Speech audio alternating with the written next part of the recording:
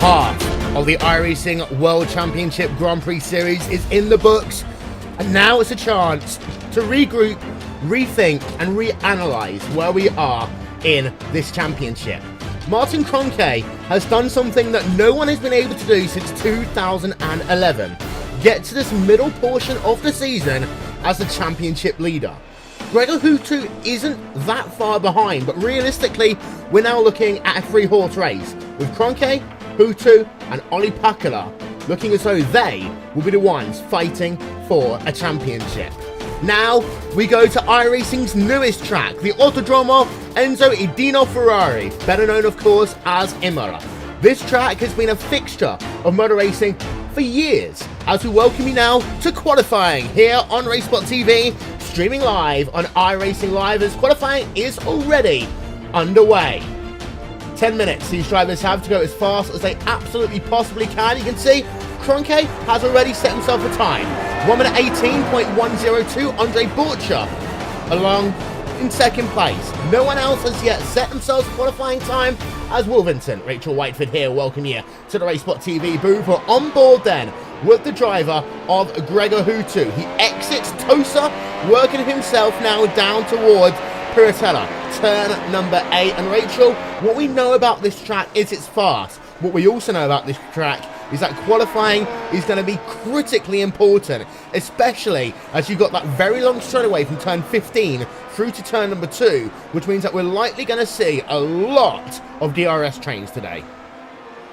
Good afternoon, Will. We certainly are. It's a tight track here. Passing's going to be very hard with these corners being slower speed than some would expect, so these guys are going to have to be on top of their game.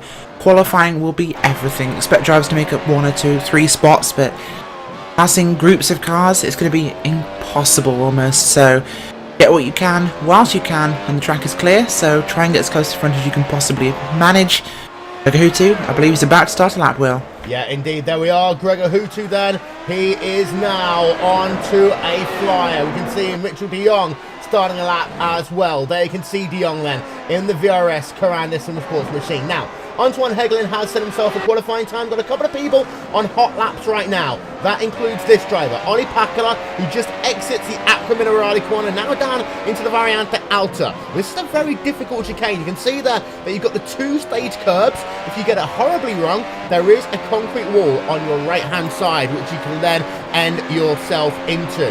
But Pakala, let's ride on board of him. On the run then, down through Rivata. There's Rivata 1, there's Rivata 2, and now you're flat out all the way to the start finish line. New pit exit on the right hand side. This is where you used to have the Vario de Bassa, doesn't exist anymore. Olli Pakala then does himself, he doesn't actually do himself a lap, he's heading himself onto one now. I take that one back. Andre Borcha, you can see more times coming up on your screen. We're going to go back to Gregor Huttu. We're going to go on board of him once again, as he now works himself back in towards Rivata once again. So it's Kroenke, Borcha, Preston.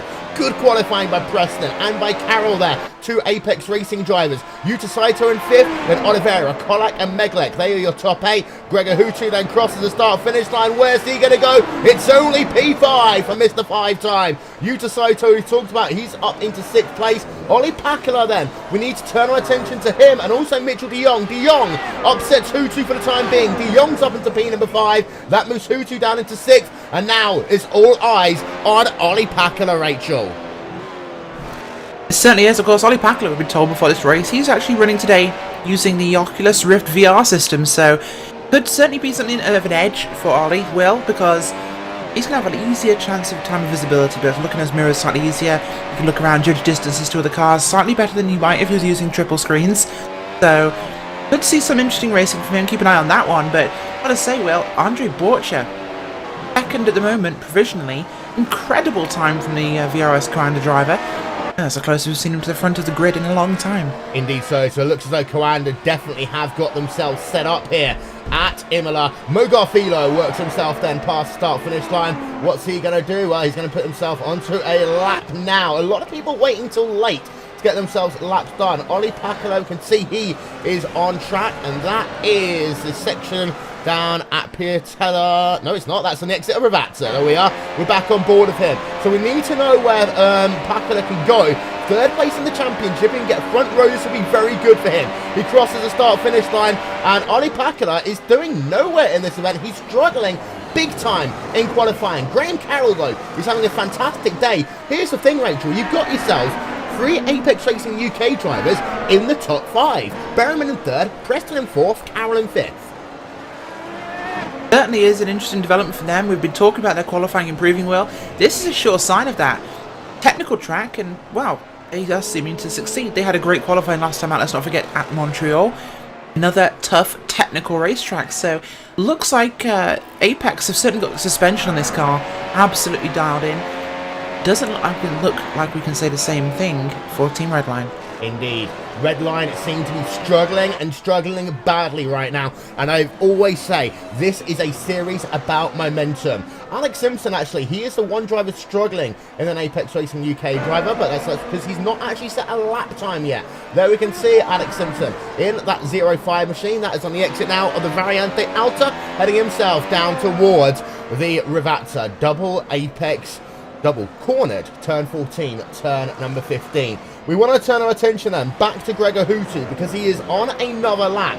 He's on the exit now of the Aqua Minerale, turn 9, turn 10, before you come down into that chicane. It does seem to be, Rachel, that people are struggling down at 9 and 10 and also at 11 and 12. Yeah, they certainly are, Will, and that Variante Alta, that chicane, that third chicane on the racetrack, that is the toughest corner on this racetrack. Not easy to see on the cameras, but those curbs are huge. The top of them is almost castellated. It's very disruptive to the car, and we might see some issues happening at the Variante Alta today. Turn 11, turn 12, really tough, but so is coming out of the Aqua Minerale, or Minerale. I'll get that one right by the end of the broadcast, I promise. That's a very tough section there at the top of the racetrack. What this doesn't really show, huge elevation change here, and those corners are really in the midst of that. You saw Hutu moves himself up to P4. Yoni Tomara is now into P number 5. Graham Carroll is on a lap. We ride on board of him for a moment. Peter Berriman is on a lap as well. But you can see Berriman is further back on the racetrack. So we're going to turn back then for the moment to one of the 3 Apex Racing drivers inside your top 10. Here is Graham Carroll down into Rivazza, riding on board of him for the remainder of this lap. His last lap time he set in qualifying was a 118.6.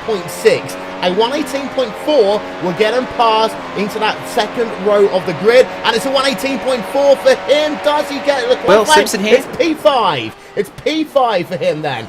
So he now moves himself up into 5th place. Alex Simpson has not actually done himself a qualifying time as of yet. But we now need to go back to Peter Berriman. What a run it's been for him so far. Running P number 3 in qualifying. Can he improve it in the final stage of the qualifying? The answer is going to be no. Nothing for him. Alex Simpson does set himself a lap time, 120.299. We've got 2 people yet to qualify. They are Paul Ilbrink and Robin Friscops. And well, Ilbrink, down in P number 29, this is not what he's used to, Rachel. Certainly not, Will, and well, Robin Friscop's also having a very lumpy lap at the moment. If this is his timed one, not going to be spectacular. Paul Ilbrink coming round. Final 2 corners here to complete what will be his timed lap. We will see what he can put out here, but it's going to be an interesting one if we see if this is a timed or onto the timed lap. Should be on. See as he comes across the line now. This is onto the timed lap, you're right, so we'll see what Paul Ilbrink can do on this one. He has to be perfect now. Oh, and that lumpy lap by Robin Friscops was, I believe, yeah, it was a 119.7, so good enough for second to last place there, 28th on the grid. Not what he'd like, we'll focus on Paul. Indeed, so Paul Ilbrink then is the main driver who we need to turn it to. And actually, no, we have got Kazuki Yamashima. He is on a lap himself right now. He's on the exit of Aqua Minerale. Now, that short little straightaway down to the 3rd chicane, the Variante Alta. Let's listen in. All over the curbs there for Kazuki Yamashima. You can see that car, you can hear that car just bottoming out as a consequence, up to 180, 90 miles an hour as he now comes down into Rivazza. Just a couple of corners now left for him to go. This is his final lap in qualifying, running in P number 24 right now. Isaac Kreis in 23rd. He's having a tough little day as well. Yamashima across the start-finish line.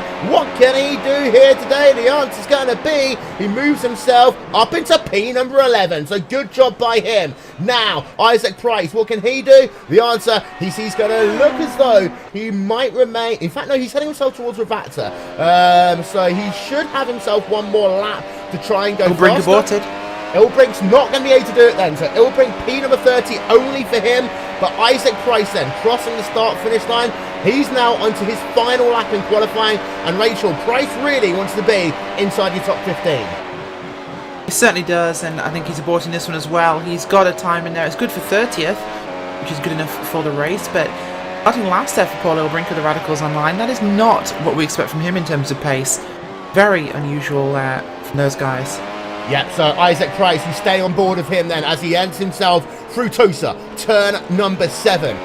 Picking up the pace now once again. We'll get our speed graphic up for you. You can see very high speed here. Very high speed as he works himself down into Piratella, turn number 8, now down the hill into Acqua Minerale. Let's listen. You can see you barely got off the gas at all through 9 before you slow it down, and Isaac Price has to abort there. He runs wide. That's his qualifying done for him. Dion Verges crosses the start-finish line, and just to add insult to injury, he moves himself then up ahead of Isaac Price. But qualifying today will go to the driver of Martin Kronkhead. That qualifying checkered flag will come out in just 1 moment's time. So, let's have a look at your official starting grid for this round number 9 of the iRacing World Championship Grand Prix Series.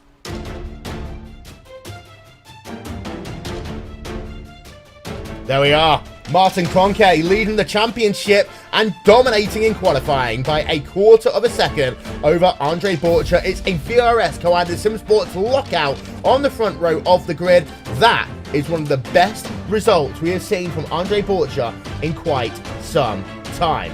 Then Peter Berriman in 3rd. Great qualifying by the number 69 machine. Then you got yourself Hooter in 4th. Graham Carroll in 5th. And it's worth noting, there's 2 Team Redline drivers inside the top 10, but only 1 inside the top 5.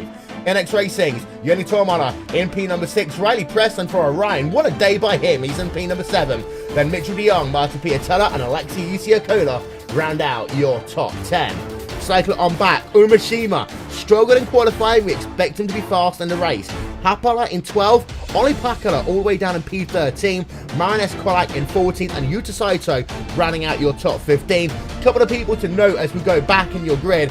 We had ourselves Paul Ilbrink, he was 8 seconds. You know what, if there was a 107% rule, he would have missed the cut. Everyone else was within 1.7 seconds of pole position. A couple of people towards the rear of the field like Isaac Price we talked about. He struggled, Alex Simpson struggled as well. Well, ladies and gentlemen, of course, we have got ourselves the 24 Hours of Le Mans going on as we speak. But you know that iRacing is bringing Le Mans very, very soon. Here is a sneak peek of what's ahead.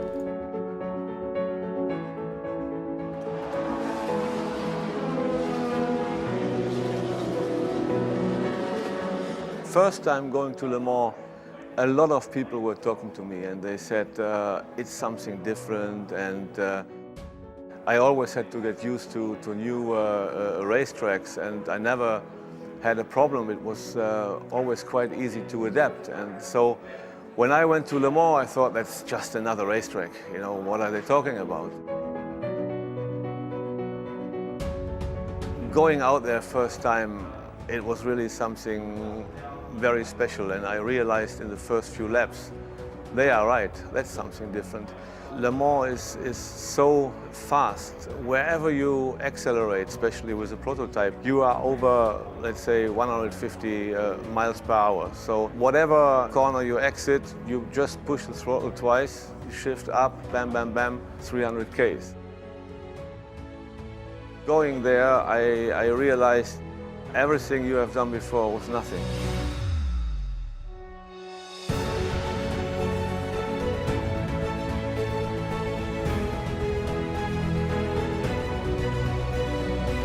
Le Mans was always our biggest event in the year, and with Audi we were quite successful, of course. We won Le Mans 5 times with Emanuele Pirro, Tom Christensen and Marco Werner. We actually had the first Audi win in 2000, and then 2001, 2002 with our good old R8. And then later on we also had the first TDI diesel wins. I was always interested in racing games. We were looking for something where you have a big community and you can do races day and night. And we found this with iRacing. It's really, really impressive and it's a lot of fun. So whenever I'm at home, I'm with the guys and we try to work on the setups and that's the funny thing. It's like real life, you know. You cannot just jump in and play around. I mean, you can do, but there's no chance to win a race or to be competitive. So you have to work on the setups. I mean, for some people it might sound a little strange for a race driver being in real race cars end to end. Working with this simulation is very, very, very similar. It's very, very close to reality. That's why it's so much fun. And wherever I go with iRacing, I really feel like on the real track. All the details, the line, the bumps, it's very, very similar. I give you an example, Sebring, turn 1. There is a stupid bump at the exit of the corner. That's the same thing in iRacing. So you have to get things right, and if you hit this bump wrong, you're off. Yeah? It's a big, big help. It's a big help. I mean, when I did my first race at the Nordschleife, when I was, I don't know, around 2021 with Bernd Schneider and Manuel Reuter, we were the Ford youngsters. So we had to do the 24-hour race at Nürburgring. And I remember it took us around 30-40 laps to know it's left or right, and another 30-40 laps to feel confident and going fast. And you can imagine another 20-30 laps to be really at the limit. Yeah? So in total, let's say you do something around 80 or 100 laps out there with a real car. If you learn the track on the computer, on the PC, with iRacing, you know 100% what's going on out there. I wish we had these possibilities when I was starting my career, you know. It's great, really great. Le Mans, going there, you have to be really careful, and you always have to have in mind that the average speed is so high. You go on the straight, you back off, you feel slow, but you still have 270 on the tackle. Yeah. As iRacing in a simulation, also there I'm pretty sure you will feel that it is different to other tracks. You will also find it very difficult to find a good braking point. Yeah, your reaction has to be much better, because you have to get it spot on, otherwise you just go straight, or you are much too slow in the corner, so that's a big difference. Le Mans is very impressive, no matter whether you are in a real car or just on the PC doing it in a simulation. And I'm really looking forward to being a nice prototype again. I doubt that I can do 5 wins in Le Mans with iRacing. The young aliens, they will kill us out there, there's no doubt. The community I'm with, it's MSP Drivers Home. Bunch of people, really, really funny guys, good friends, and very, very enthusiastic. Big Audi fans. We are doing our races together in iRacing. That's a cool thing. Actually, when I do this long distance races, endurance races in iRacing, I kind of feel the same pressure like in a real team, you know, because somehow you feel responsible for the other guys, you know. They are sitting there in front of the screen trying to do a good job, and then you go in and maybe you have done 2-3 hours, and then you go in and you the race, you know. That's a bad feeling, I tell you. I mean, it's not as expensive as it is in real life, but it's unbelievable how, with everything, with the driving, with the pressure you feel, with all the emotions, it's very impressive how close you come to real life, let's say. Yeah.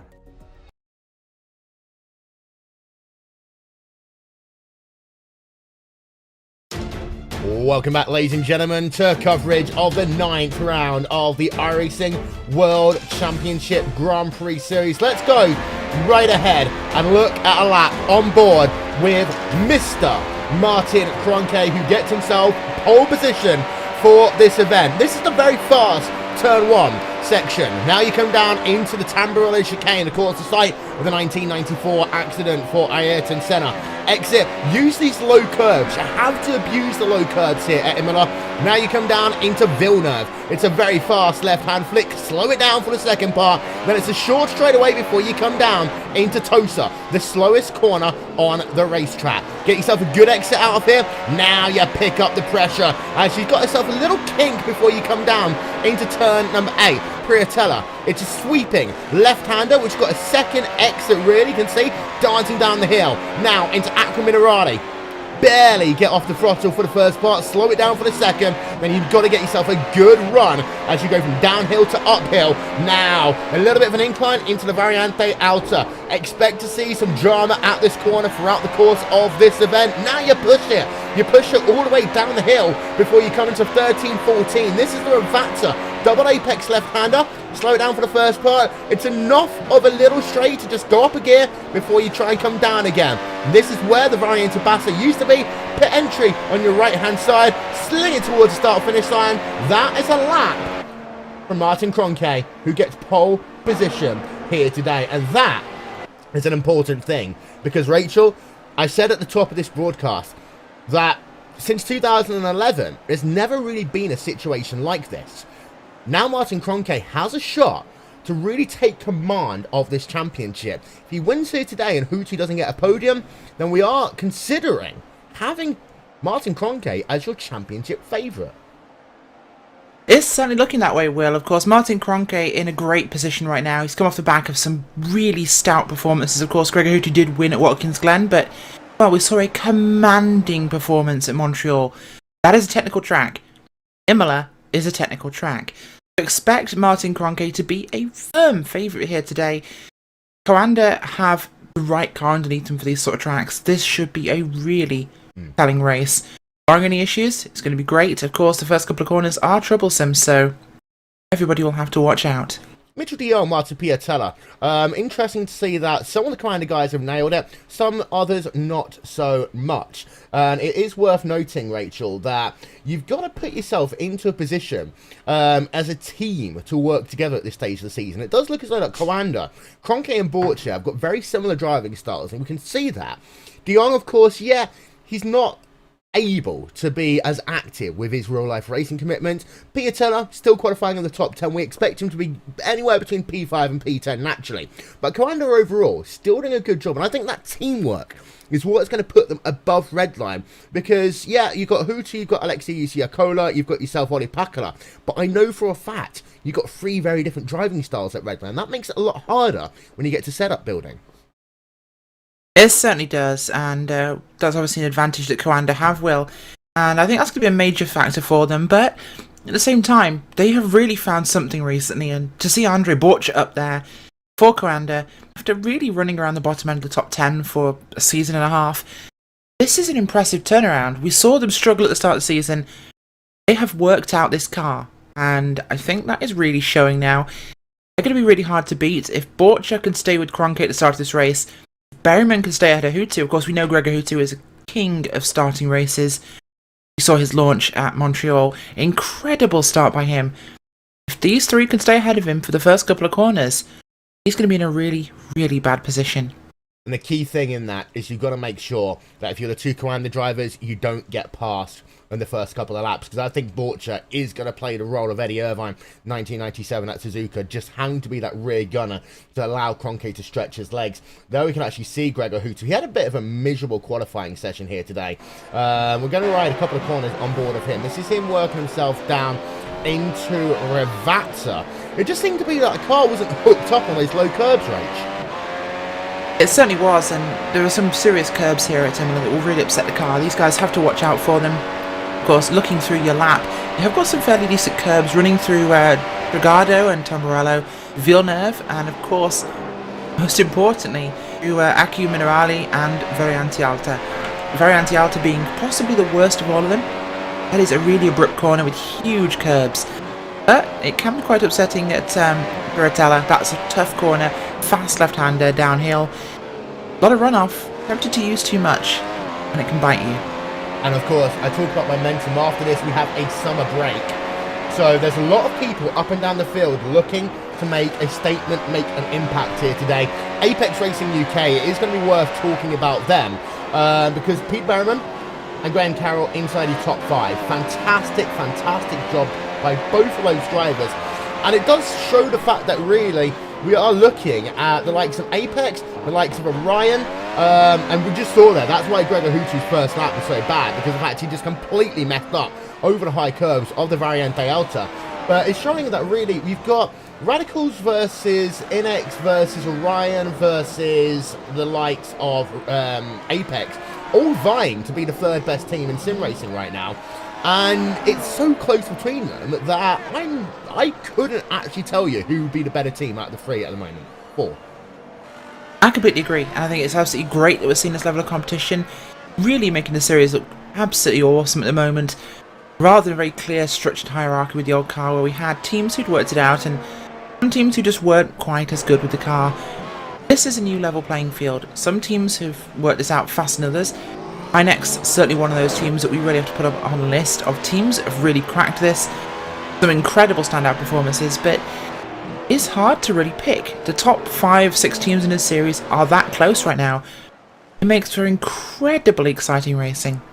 It's worth noting we saw Kazuki Mishima there. This is a replay of qualifying exiting pit road. Pit entry is very fast here. Pit exit, probably the second hardest. Actually, I'll put it in the list with Philippine and Road America as some of the hardest pit entries, because you really do come onto the outside line of the Tamborelli chicane.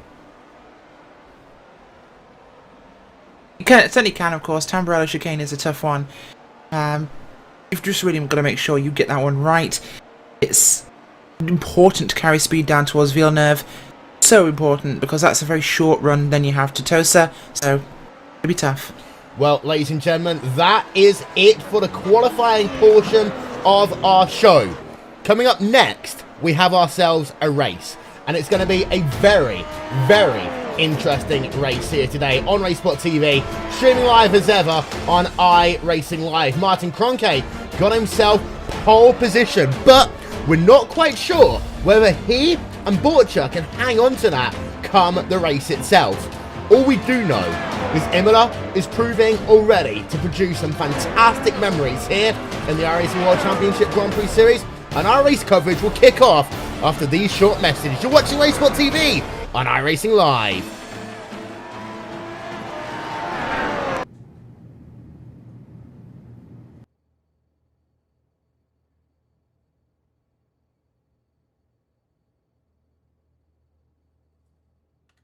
He's typing! He's typing! He's got it! He's got it! It's a new line of code! I'll get my code. Sorry.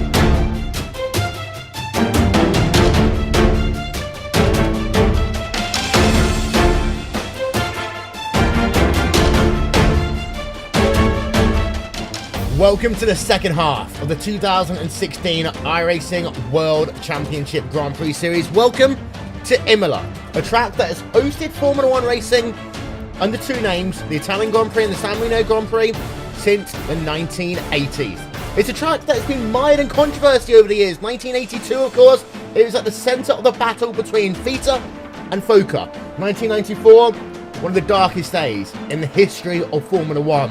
And this track had to change quite a lot as a consequence of that one.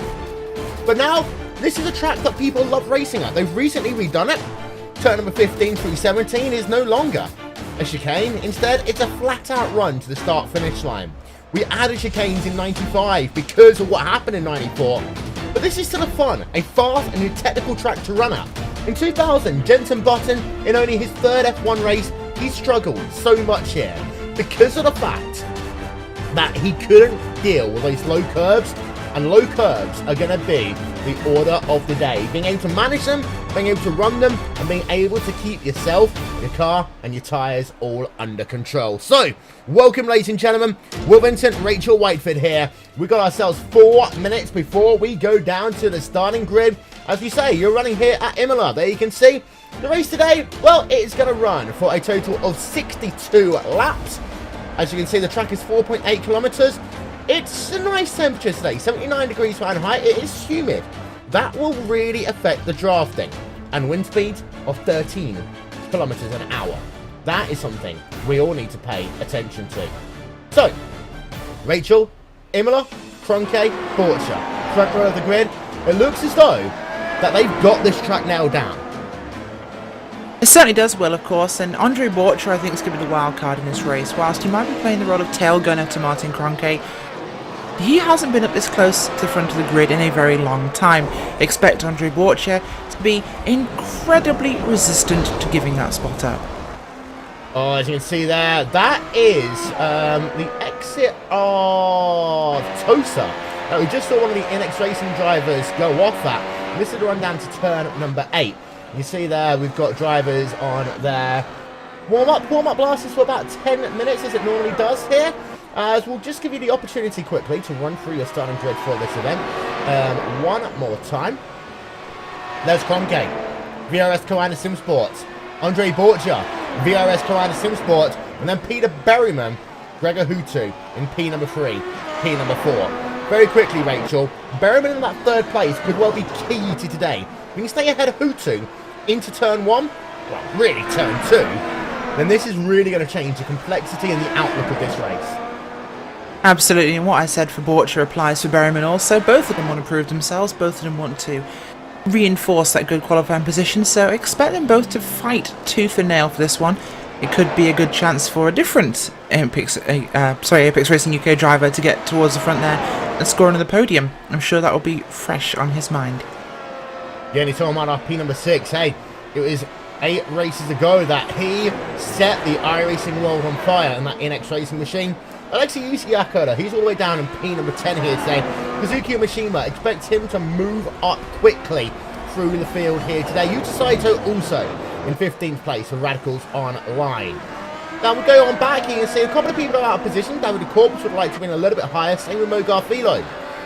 We cycle on back just a little bit more, you will notice the fact that you've got yourselves 30 drivers here today. 31 drivers, Benjamin Lindsay for TNT Racing.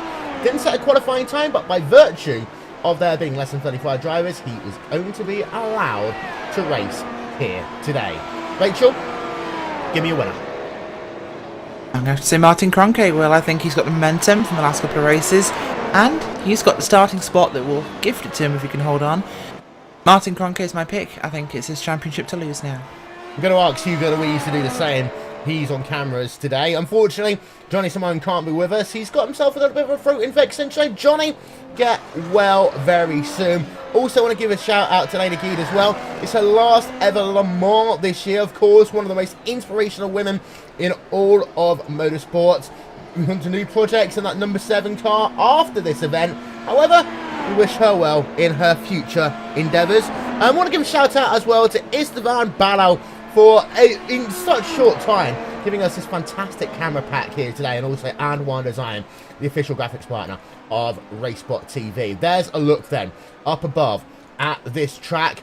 It is perfect. Very close to San Marino, but not in it. That's why it's called the San Marino Grand Prix, in the period of time when Italy had 2 Formula 1 races. In the same way that the European Grand Prix used to be at the Nürburgring, they called it the Luxembourg Grand Prix once upon a time there as well. Here you can see then, 26 seconds remaining on the play clock before we get the checkered flag out. It's going to be interesting to see what will happen at the start of this event. It's fast down into Tamburello. It's interesting to note that a couple of drivers, by the way, will have themselves drive-through penalties. They are David de Corps, Jeremy Bouteloup, Yodi Tomala, Oscar Mangan, and Paul Ilbrink. They must start the race where they qualified. They cannot start on pit road.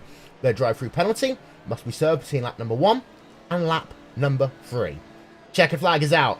That means, ladies and gentlemen, it is time to go racing. One half of the season is in the books, and Martin Kroenke has shown not only can he go toe-to-toe with a 5-time champion of Gregor Hutu, but he can also outpace him, outsmart him. No one's ever really been able to do that, but now we're going to see ourselves a race where if Kroenke can win, he will establish himself as a championship favourite, and no one has been able to do that over the course of the last 4 years. So all eyes are on VRS Kind of Simsport, Martin Kroenke and Andrea Borcha. All eyes also on Gregor Hutu in that number 66 machine. The question is going to be, how big a role will Peter Berryman play in this event? Because if Berryman has a good start and can mix it up with the Commander boys, this race could well be absolutely fantastic. We are now waiting then for those lights to go on top of the iRacing.com gantry. Here we are! Lights on, lights out, here we go! Green flag in the air. Oh my word, we saw there! There's Andre Borcha on the run down in towards turn number 1. He got himself sideways, and also Peter Berryman tried going for the race lead, wasn't able to do so. We've had drama already in this event, but Martin Kroenke is going to seize the opportunity. He moves himself very, very quickly into the race lead. It was almost disastrous though, Rachel, behind him. How did Borcha save that one?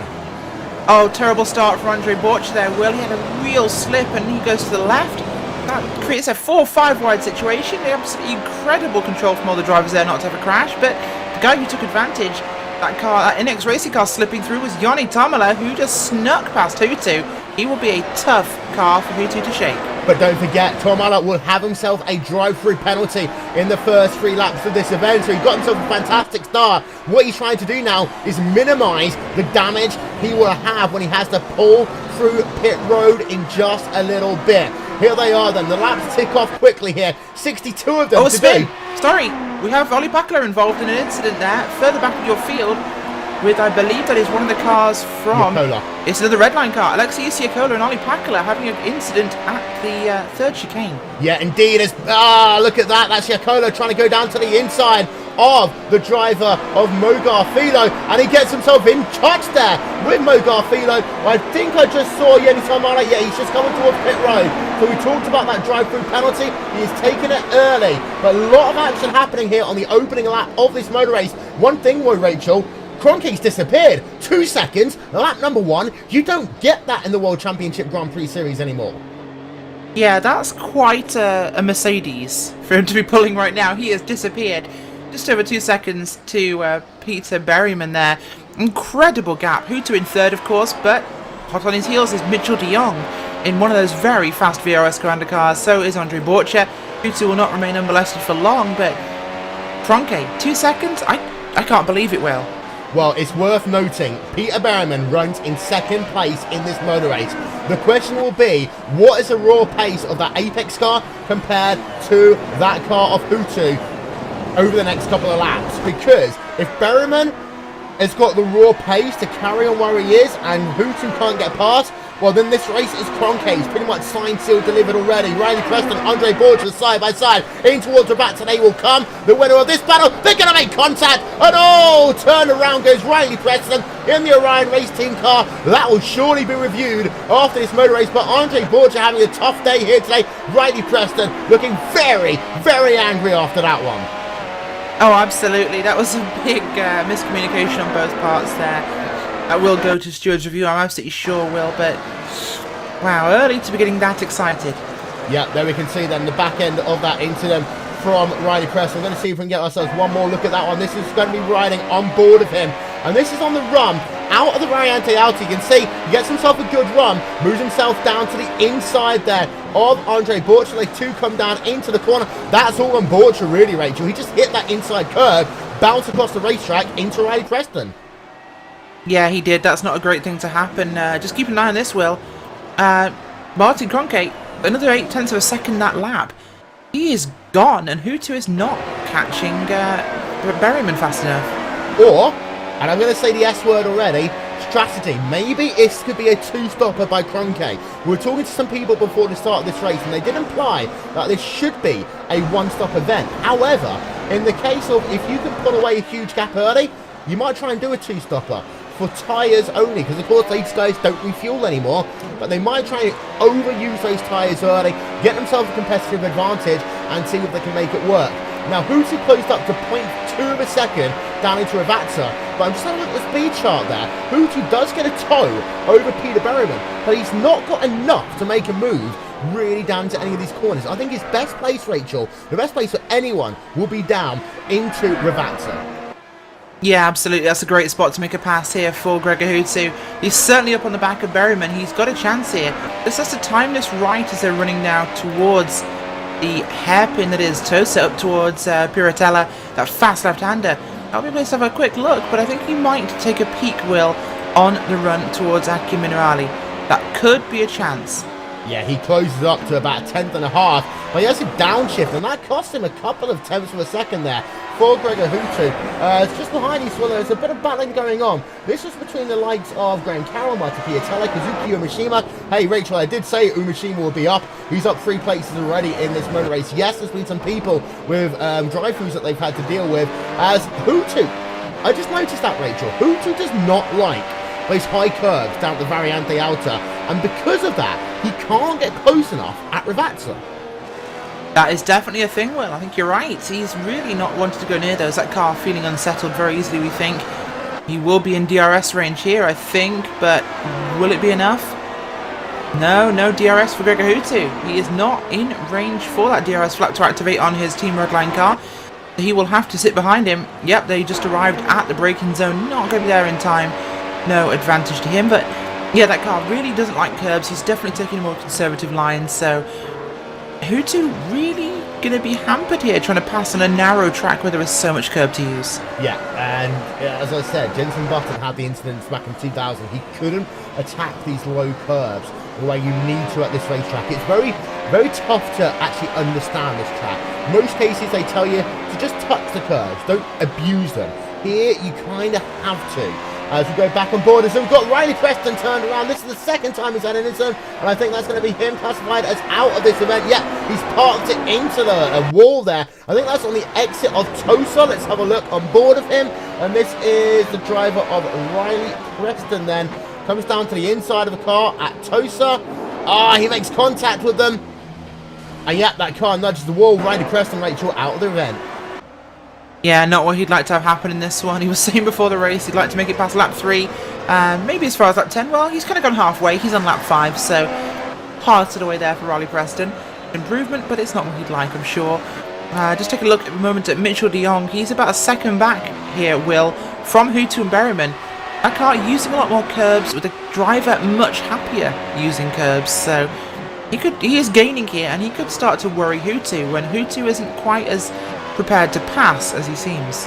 Yeah, last time by, it was a 1:22.0 for both Berryman and Hutu, a 1:21.6 for Mitchell de Jong. So it does look as though de Jong is closing, and of course Andre Borcha on that kind of recovery drive right now. You can see there is some damage, some scrapes of the paint at least to the right-hand side pod of that VRS Corona Sim Sports machine. Graham Carroll's right behind them, then Marta Piatella in a 3-car train right now. I still like to go back to that first moment of this event. Borcha, a fantastic save. He's had a pin in the walls already, Rachel, but he's still in P number 5. And for a driver who basically relies on consistency to get himself decent championship finishes, Borcha, at least he survived this stage of the event so far. Yes, certainly Andre Borcher is, well, that start must have had his blood pumping, Will. He was not feeling in such a great state there. That car all over the place, so he is still in a good spot. P5 is definitely worth it, leading that train there of Carroll and Piatella, as we mentioned. But, yeah, he's still in a great spot right now. Top 5 in 6 laps into this race. Not a bad place to be in at this stage, so we'll have to see what happens once we get towards the pit cycle. But we do expect that to be one stop in this 62-lap race, so about lap 30, 31, so that'll be the moment. But here, Utu is still stuck behind Berryman. That gap for the lead, well, that's opened up to 7.5 seconds, Will, in 7 laps. Yeah, you just saw there the back end of Graham Carroll getting himself past Andre Borcher down in towards turn number 1. I think part of this comes down to the fact that maybe Borcher is struggling with a little bit of downforce issues as a consequence of him being in the wars. We're going to rerun this one on board then with the driver of Graham Carroll. You can just see he gets himself a perfect toe. DRS flap goes wide open and Graham Carroll goes to the outside and says, hey, I love that position, thanks very much, I'll take it. DRS flap closes, Carroll out brakes, manages to make the pass. So good job by him so far. So we've got a slow car then down in your field, and this looks like it's Danny Garcia Filo. Someone's just gone off there and he's running himself in P number 23. Utu can close, but he can't get himself past. Again, into Ravazza, not able to do anything. Mitchell de Jong, you can see that gap behind now. It's just 7/10 of a second. Peter Berryman, I hereby hand you the title of driver of the trolley train for the event so far. But you can't take anything away from Berryman. He got himself a fantastic qualifying, got himself a good start to this event, and that is what you need to do. As Utu looks as close as he's ever been, but he's not opening that DRS flap, Rachel. There may be some issues for Utu and that DRS flap. There could be, actually, Will. I think he's definitely within that 1 second bracket, unless there's an issue with DRS zones on this track, perhaps. But I mean, at the front, Martin Kroenke is running a 21.04 that last time by. Berryman was only about 9/10 of a second slower. Utu himself, the same lap time. Behind them, Mitchell de Jong was running, again, the same lap time, maybe a tenth faster than those two, but they're all running about the same speed, so it's not as though Berryman doesn't deserve to be in second. He certainly does. Utu just can't find a way past. He can't find a way to be faster using those curbs. Yeah, there could be some sort of DRS issue. We are not sure. We'll have to try and get confirmation, but Utu's wing flap is not opening. We'll have to keep an eye on Mitchell de Jong when they come through the last corner this time by, Will. He should be in DRS range to use his. Yeah, so there we can see then the gap between Gregor Utu and Mitchell de Jong is 0.7 of a second, and I want to keep you there on this rear wing of Gregor Utu because it's not opening. Let's have a look there. Oh, now it has opened. It has opened this time by. Is he going to make a move then over Peter Berryman in towards turn number 1? He's nowhere near close enough. Absolutely nowhere near close enough at all. Only thing I may be thinking is he's considering the fact that you might have to do a little bit of fuel saving here.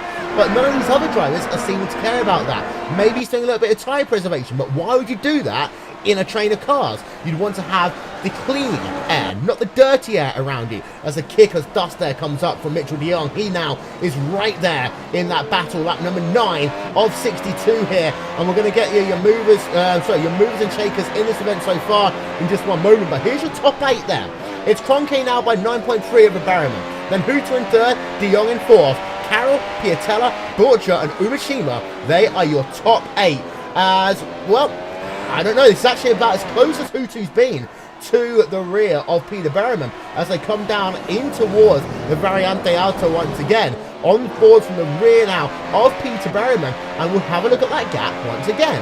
It comes down to about a quarter of a second, down to about a 10.5 of a second, but no more. Peter Berryman has got enough of a straight line speed advantage that draft doesn't seem to make much of an impact. On the exit of Ravazza, down towards Tamperello chicane once again, and again, nothing. In fact, now de Jong is closer to Utu than Utu is to the driver of Berryman. Will de Jong, he's going to try round the outside in towards that first chicane. What a move there! Almost by de Jong, and then he slides it. Oh no! He'll lose a position. Almost 2 as a consequence. Mitchell de Jong tries to go bold, can't make it happen. Replay coming up from on board of him, but Rachel, sometimes you got to push, sometimes it doesn't work. Here we are on board with the driver of Mitchell de Jong. He tried to make the move on the outside.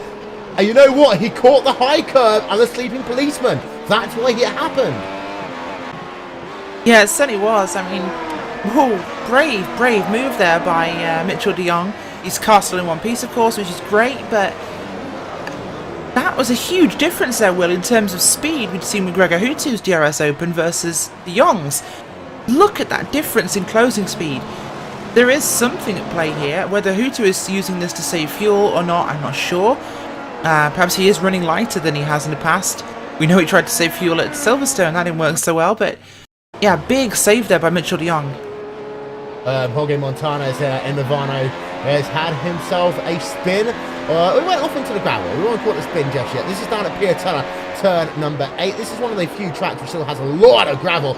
Yeah, he loses the car straight into the gravel. In fact, that saved him from slamming into that basically tyre barrier. So Montana is now down in P number 24. Alexei Usiakola has not had himself a good day, Rachel.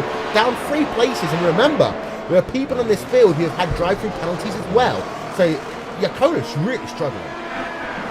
Yeah, he really is. Not a great race for him at the moment, so that's a real struggle he's working on. Well, keep an eye on Graham Carroll, though. He is charging up towards the back of Hutu to replace Mitchell de Jong, and, well, even he's recovering. And being followed by Marty Piatella, so group of cars starting to form a trolley train behind Berryman and Hutu. Yep, so there is the driver of Alexei Usiakola. Let's go a little bit further ahead. Andre Borch has lost himself another position, this time to his own teammate. In fact, you've now got 3 Commander guys in a row, and they are Mitchell de Jong, Marty Piatella, and Andre Borch. Borch, of course, is the big loser in your top 10 so far. Top 15 there for a brief moment on the left-hand side of your screen, but now you'll see the moves and shakers. Down 5 for Andre Borja, up 6 for Yuta Saito. We instead keep an eye on him, Rachel. Fantastic once again by the Radical boys.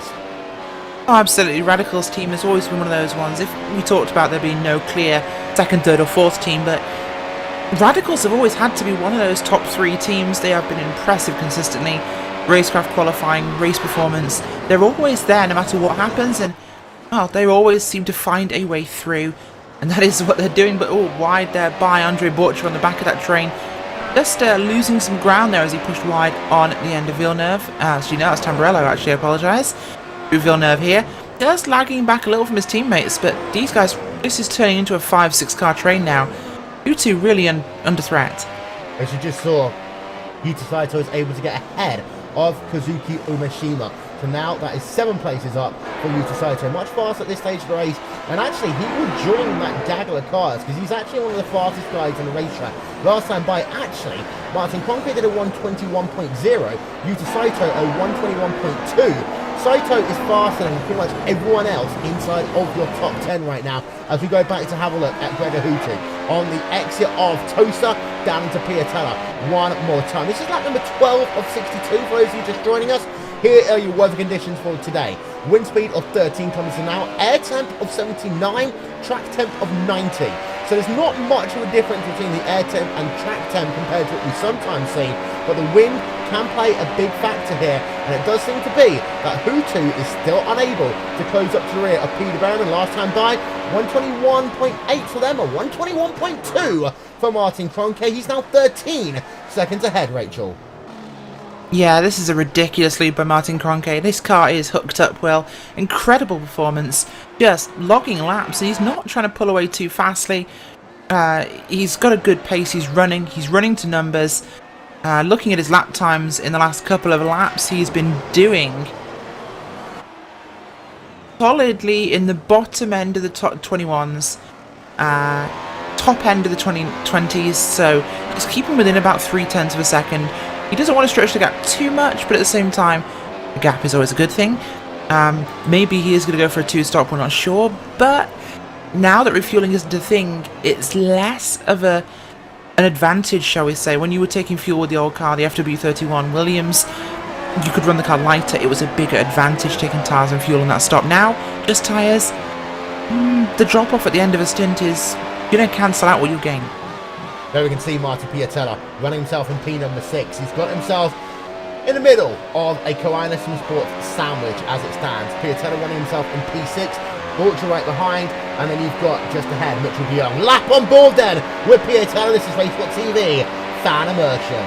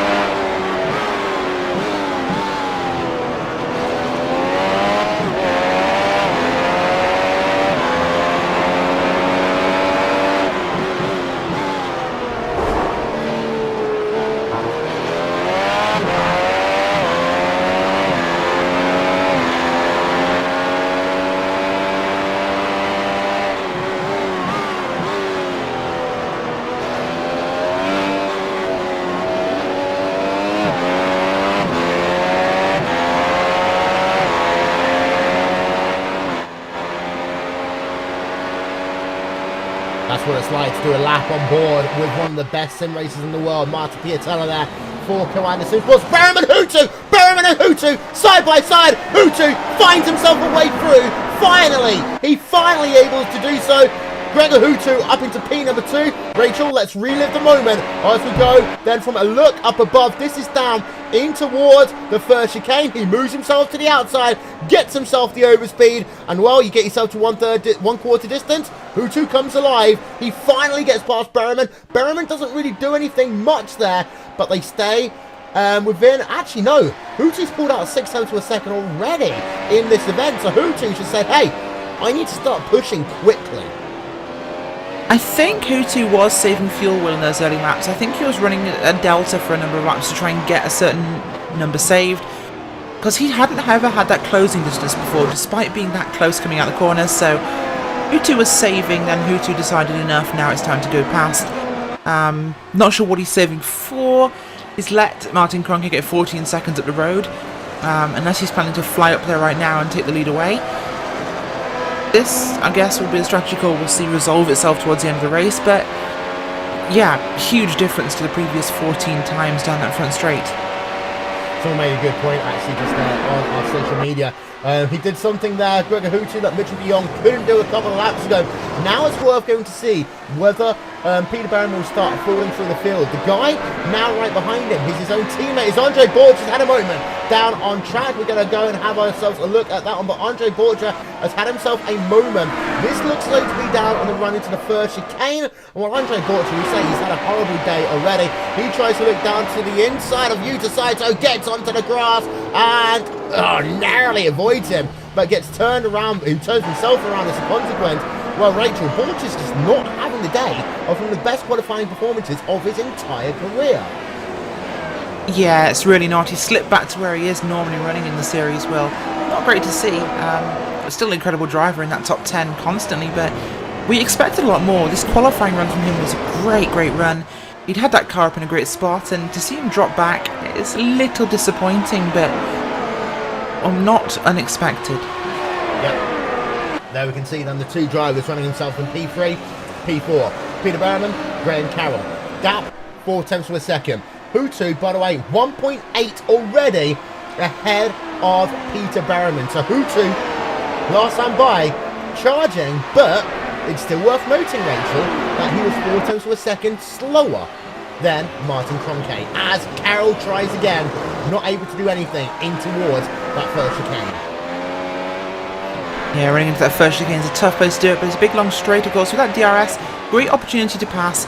Inside is easy to defend here, so you're going to hang it running outside. Those curbs, we saw what happened Mitchell de Jong will, well, trying to go around the outside with those curbs so close to you can be very treacherous, but we saw Hutu get it right. We saw Hutu pull that one off, and it can be done, but you've got to be so careful. Much harder than that second chicane, but you've got the big run, the big draft. Best opportunity to use it, and, well, we've seen it done. Let's get ourselves another look at that one if we can. This was again down into that first chicane. Driver trying to take too much there. As it looks, he looks to the he goes all the way off there, one driver, and then Tawan's just like, you know, the track's somewhere. I'll turn right instead of turning left. He's now down in P number 22. Of course, he's had to serve himself a drive-through penalty in this event as well. Social media, want to get involved? /RaceSpotTV on Facebook, at RaceSpotTV on Twitter. Get involved in the conversation, and of course check out all the other events that we broadcast here on RaceSpotTV and on iRacingLive. Going to keep it at this front battle for just one more moment. Down in your pack, there aren't really much going on. Right, so the gaps are 1 second, 2.3, 2.6, 0.8, 3.1. When you look outside of your top 8, that's why we're focusing on this battle for P3, 4, 5 and 6 at the moment. Yeah, we certainly are. 3, 4, 5 and 6 is a great run at the moment. It's, of course, Berriman, Carroll and de Jong, followed by Marty Piatella. Those two Coanda teammates are sitting 1 and 2 behind each other. Graham Carroll, good run from the Apex driver there. And Peter Berriman also in 3rd. That's 2 Apex drivers up in 3rd and 4th. Well, big improvement from those guys, of course. We did comment on their qualifying results, and they hadn't been stellar until recently. They've been improving massively in qualifying. And I always said that if they could start to match their qualifying to how well they run in races, It started at the front and it could stay there. They are proving that right now. Starting at the front, they are staying up there. Of course, Carroll, one of the biggest new drivers coming up from the Pro Series last season. Stellar run for him so far in this 2016 season. He's proving why he's made it to the big time. Just having a look there at Maran Kolak in the Orion Race Team car versus Antoine Heglin in the Apex Racing UK machine. Now, Heglin is in the rear end of the top 10. He's been caught by Kolak just a little bit that last lap. We can have a look at their updated lap times. So they come past the straight once again. Antoine Heglin does a 1 minute 22.1, and it's a 121.8 there for Kolak. So these 3 drivers still mighty close to each other as we continue then towards the end of our first third of racing. There is your ongoing battle that's going on. 4 drivers separated by less than a second each, and then you can see the remainder of your top 10, your top 15 cycling through one of these fantastic chicanes. This is the Villeneuve chicane then, the one that is turn 5 and 6 on track. And well, so far, Rachel, what we've learned in this event is Kroenke just found himself a new gear. Yeah, it's the Kroenke gear. Someone's released the Kroenke early this season, rather than it being let out to play at the end of the season, as we have seen in the past, Will.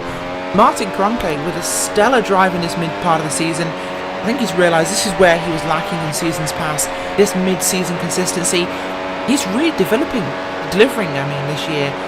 Great driving from him. Great consistency. His lap times again at the moment are just superly robotic. He's still hitting 21 flats. It's incredible. He's 2/3 faster than Hutu. Yeah, I actually said that on an iRacing World Championship Grand Prix Series broadcast. Martin Kroenke, lap for lap, is outpacing Gregor Hutu. Alex Simpson running himself in P number 17, up 12 places in this event so far. Hunting down Isaac Price. He might actually get him. No, he won't on the exit of Ravata, but that DRS flap is going to go wide open in towards turn number 1 and 2. Alex Simpson, he's going to be close. He's going to look to the outside or the inside. He's not going to. Yes, no, he won't. Looks as though he had a little bit of a dummy down to the inside, and actually as a consequence Isaac Price gets a very slow run, and actually no, Simpson's going to tag him from behind on the exit of Tamburello, and that means you're going to have a car hard into the wall as Dinkel there. Looks as though he's also out of this event, but oh my word, that was a crazy one there, and it all started, Rachel, as Alex Simpson was trying to get himself past Isaac Price. Isaac Price is out of this motor race replay Opvia now, because that one was a bad one, and that one will go towards the stewards. We are almost certain. Oh, absolutely. Well, Englishman and a Welshman walk into a gravel trap. I guess that one's a start to a joke, but I don't think Isaac Price was laughing, Will. Just, yeah, that's going to go to a steward's decision. I don't think it was intentional, but I think it's 100% there on Alex Simpson. Yeah.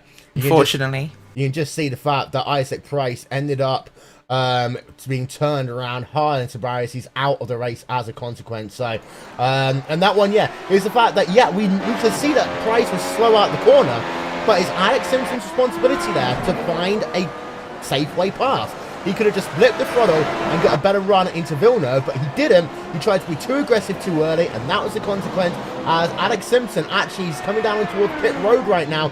Maybe some front wing changes needed to that car. Here he comes. Let's have a look. He's going to do himself a pit stop.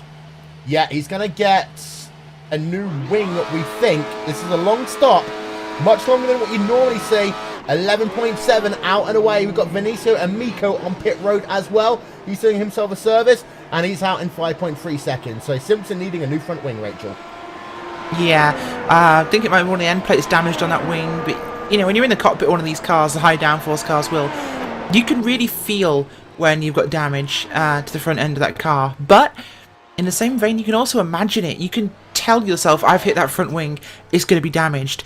And you can almost imagine damage to those end plates, damage to the main plane structure.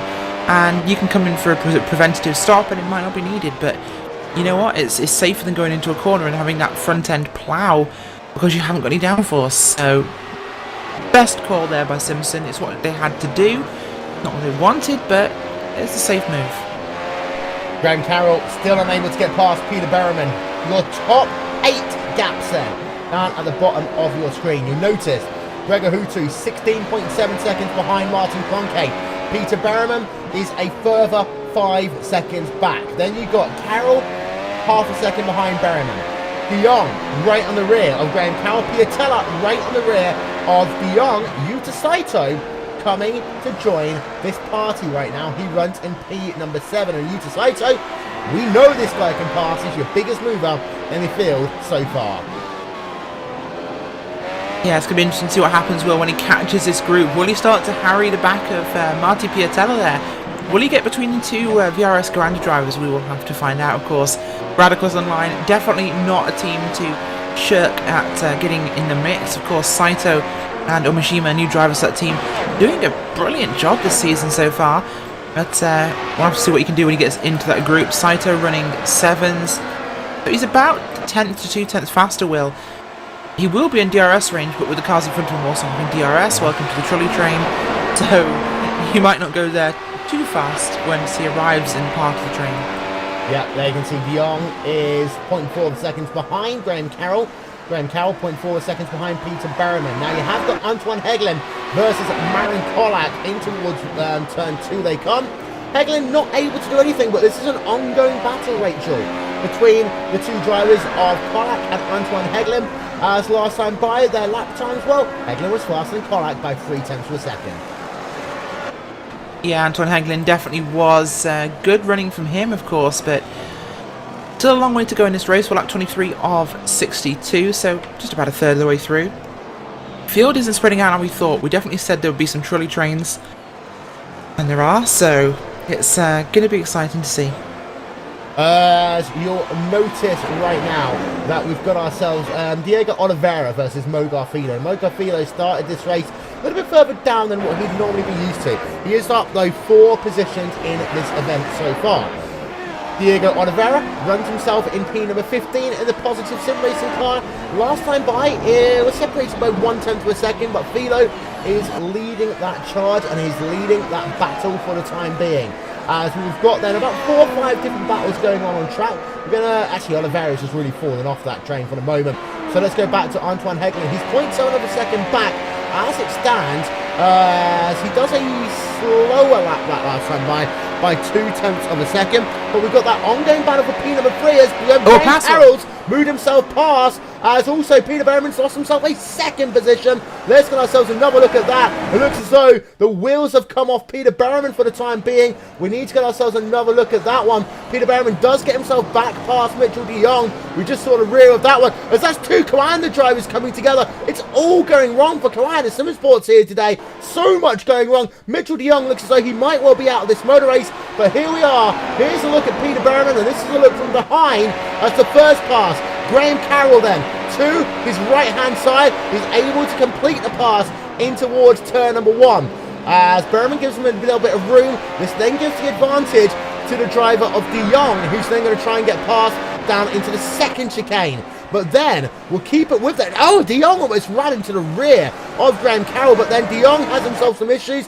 De Jong is unfortunately going to be classified as out of this motor race. Andre Borcher classified as out of this motor race as well. Hang tight, ladies and gentlemen. We'll keep you updated on what is going on. Martin Kroenke, though, leads this motor race by 17 seconds. Graham Carroll runs himself in 3rd. Peter Berryman runs himself in P number 4. Marty Piatella on the rear of Peter Berryman. Not yet in towards 1, Rachel. Yeah, certainly is. And I hate to break that 4th wall, Will, but it looks like once again the computer of yeah, I won't say it at all, but bad luck striking once again for, of course, Mitchell de Jong. Had some issues in the past, and it's one of those things. Yep, so here we are, ladies and gentlemen, running ourselves on lap number 25 of 62 here on the iRacing World Championship Grand Prix Series. Andre Borcher out of the event. Mitchell de Jong out of the event. What it does mean, Yuta Saito is up into P number 6. Marty Piatella, Rachel, just 0.3 of a second ahead. Yeah, Marty Piatella in a great spot, but really being caught now. A bit of a wiggle there ahead by the driver of Peter Berryman as he came out of that 3rd chicane. Piatella definitely catching him right now. Saito hot on the rear now. He's really joined that train. Omishima, well, he's a second back. He's about to join this fight too, so he's gone from having 2 Apex, 2 Coanda and 2 Radicals to, well, Looks like Marty Piatella's feeling very lonely at the moment. Well, and of course, what now will be so important, Rachel, is a pit stop, because if you're slow into the entry, you're slow into the brakes, you're slow into your pit box, or you have a slower stop, there you are. There's 3 positions lost. And really, we're looking at 4 drivers scrapping to get 2 positions inside your top 5 on a golden opportunity for them. Yeah, it really is, of course. For drivers like Marty Piatelli, this whole top 5, top 6 wheel is a golden opportunity. Saito, Omishima, Berryman, Carroll, Piatella, all of them desperately need a good result. And this is really where the fight is going to be today. This is the big one. Hutu, he's cleared off by 10 seconds. Ronke, he's 16 seconds ahead of Hutu. First and second's like watching Mercedes, so let's leave those guys alone. But Carroll, Berryman, Piatella, Saito and Omishima, they will be our fight today, and this will be a fight to the death because these guys all have something to prove. Indeed, it will be. As we can see now, Piatella versus Berryman versus Saito. Let's go look then from our aerial coverage as they come down into Ravazza 1, into Ravazza 2, and now we're going to go on board with Marty Piatella. He should get himself a good run. He's got that DRS. It's going to be wide open for him. Gap down to a 10th of a second. Is he going to go to the outside? Oh yeah, he will. In towards that first corner, he will come round the outside and he will get that pass done cleanly into that first chicane. Move Piatella now into a podium position. Move Berryman down into P number 4, and it's not over yet for him because of the fact that he's also got Yuta Saito behind. Graham Carroll, Rachel, on pit road. Yeah, Graham Carroll going to get service there on that car, so we'll have to see what happens to him. This is a tad early, but not a bad call. He was in that window. He'd broken free of traffic. Of course, being in traffic for so long really had worn his tyres away, so wasn't making a big enough gap. Come on pit road now, get clean air, away he goes. Yep, 4.2 seconds for him. That is your benchmark that we need to keep an eye out on for the rest of this event. Yuta Saito right on the rear of Peter Berryman as they work themselves up the hill on the exit of Tosa, now down in towards the corner that we like to call Piatella. Actually, no, I take that back. That's a Variante Alta, and a very good run by Yuta Saito out of the Variante Alta. This will give themselves the opportunity as they come down into Ravazza. Will he try and make the move? The answer is going to be yes. They're going to go side by side in towards Ravazza, and oh, Saito there. They almost make contact. Saito has to drop back, but he may well still get a better run out of the corner. Back on board Yuta Saito as Berryman's in towards pit road. Berryman's on towards pit road, so that one will close that battle off. And you can see it's a very slow pit road speed here. What we want to know, Rachel, Berryman versus Carroll, who will win that battle, and that will really show us the tale of things to come. Certainly will do. We'll see exactly what degradation we're looking at here. Of course, both of them have been in traffic, so it's certainly a good one to see. But in fact, actually, no, Berryman has been in a lot less traffic than Carroll has. So, of course, he was ahead of Hutu for about 10 laps there. So that will be an interesting one to see. 14 laps, I recall now, actually. But that'll be interesting to see whether he has slightly fresher tyres from this one. That one extra lap might have been able to jump his teammate, but it's going to be really exciting to see where they both come out. Yeah, as we're having a look, Graham Carroll's past. We have confirmation Graham Carroll's way past. 2.8 seconds already. And even Graham Carroll had a slow pit stop in that one. So, well, really, Peter Berryman wasn't that good on pit entry. That's what we can tell by that one. But now, this is a golden opportunity for Kazuki Yamashima and Yuta Saito. Yuta Saito having clean air for the first real time in this event. 1.9 seconds behind the driver of Marty Piatella, but last time by Rachel, he was 2 seconds slower than Piatella because of that big lockup down at Ravazza. Yeah, big lockup there running down to the corner. Nearly pushed wide there and grabbed some outside grass and gravel, but managed to keep that car in shape, and a good run from him. He's into pit road now, as I believe we'll also see Piatella on pit road there. Omishima will continue round for another lap, as will Ilkka Haapala. Yep, so Kronke stays out, Hutu stays out, Umashima stays out, Haapala stays out. Piatella and Saito on pit road, as is Marinus Kolak and Antoine Heglin. Into his box then, we'll see, we'll stay on board of Yuta Saito. He's out and away, but what will the driver of Piatella... Oh, they're going to be, 1/10 of a second. It'll stay where it is, about 1.7, 1.8 seconds. Indeed, it's 1.7 as they come out of pit road. The big question, though, is going to be what would happen with these guys compared to the likes of Graham Carroll. Graham Carroll's just gone past. Now, what about Peter Berryman? Will Saito be able to jump Berryman? The answer is going to be, for a brief moment at least, yes, but Berryman down to the inside, into that first chicane, side by side, Berryman sneaks his way through, Rachel. Brilliant move there by Peter Berryman. What a move he has pulled there. Graham Carroll, well, it's not Graham Carroll actually, I apologise. It's one of the Radical cars. It's Yuta Saito. Yeah, Yuta Saito, great move. Just flawless driving by him. This is the sort of thing we really want to see from Peter Berryman, of course, well. Just some good, honest dogfighting from that car. We saw a great qualifying today. We've seen great performance, and we've seen that Mitchell de Jong has actually retired now. But just very beautiful racing. Hutu, yeah, on pit road. Yep, so here comes Mr. Firetime then on towards pit road. Note before Martin Kroenke. Pit stop time then. Should be about 4.1. 4.2, he's out and away. And back onto track he comes. Well, we know he'll be good on the pit entry, pit exit. Will he come out around traffic as Ilkka Haapala is on towards pit road as well? Nah, Hutu's never going to come out in traffic. He plans that one to perfection. Ilkka Haapala out in 4.2 seconds, so he now remerges back onto the track. Let's go and pay some attention to the one and only Mr. Martin Kroenke as he now comes down into Rivatsa. We expect him on pit road this time by, but he goes wide. Those tyres have hit their adhesion limit. We expect him to come on towards pit road now. That is a dodgy lap. Slows it all the way down. It's a very long pit road here. Martin Kroenke, that's as close as we've seen him coming to crack, but he had himself a big cushion. 17 seconds. It was before the pit stops. His in-lap will get in a moment. It's a 138.1 for Gregor Hutu. In fact, that was a very slow in-lap for Gregor Hutu. Having a look through, all things considered.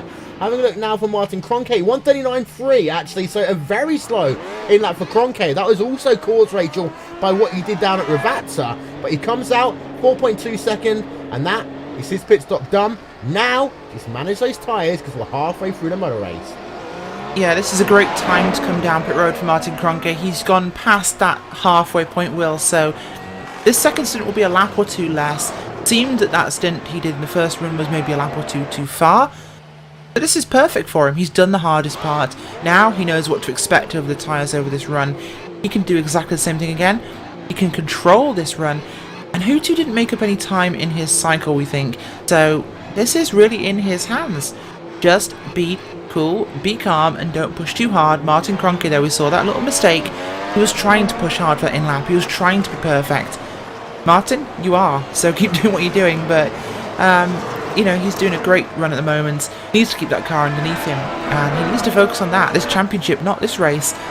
He has the advantage. Don't make mistakes yourself. But that gap came down 3 seconds over the course of the pit stop window. So, hey, you saw the Canadian Grand Prix with Sebastian Vettel versus Lewis Hamilton. We could well have one here in the 9th round of the iRacing World Championship Grand Prix Series. Couple of updates. Suzuki Mishima came towards pit road. He came up behind Yuta Saito and Peter Berryman. Yuta Saito still 4 tenths of a second behind Peter Berryman. He's looking for the top 5, and he's one of your biggest movers in the event so far. As this lap is all complete, we're going to be halfway through this round number 9 of the iRacing World Championship Grand Prix Series.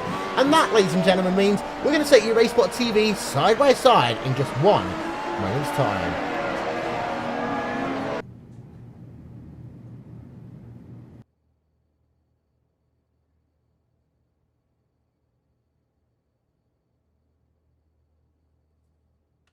He's typing! He's typing! He's got it! He's got it! It's a new line of code! I'll get my code. Sorry. Simulated racing can be awesome, but it can also be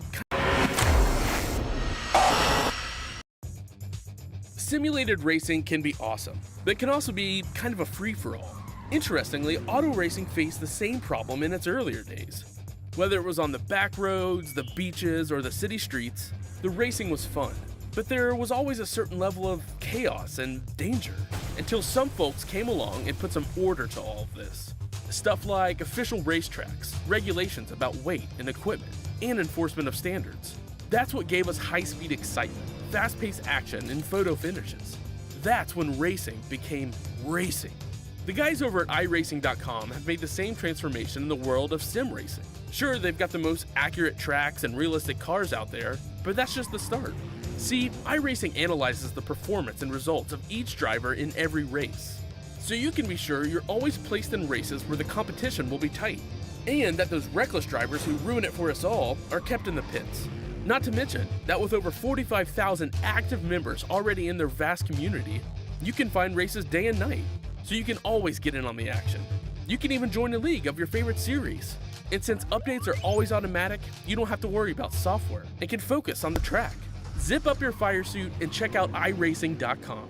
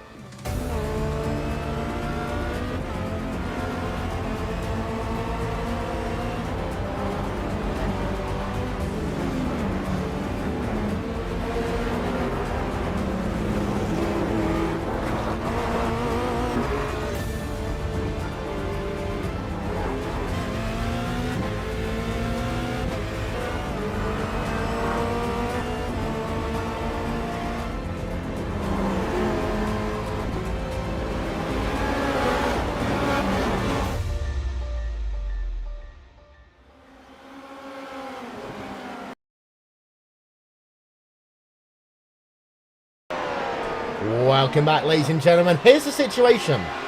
Utu versus Kronkey. Last time by, it's a 120.3 for Kronkey, 120.2 for Gregor Hutu. They are trading fastest laps of the event. Rachel, our timing screen is lighting up like a Christmas tree. It certainly is at the moment. Well, the timing tree is going crazy. It's not sure where it wants to be at the moment, but we saw that fastest lap of the race so far from Martin Kronkey. That was this lap just gone. Wait for it. In fact, no, 2 laps ago, he set fastest lap of the race, and then this lap he set again the fastest lap of the race, even faster, a 20.345, which is, if I'm right, I believe that was yeah, well, it's not fastest.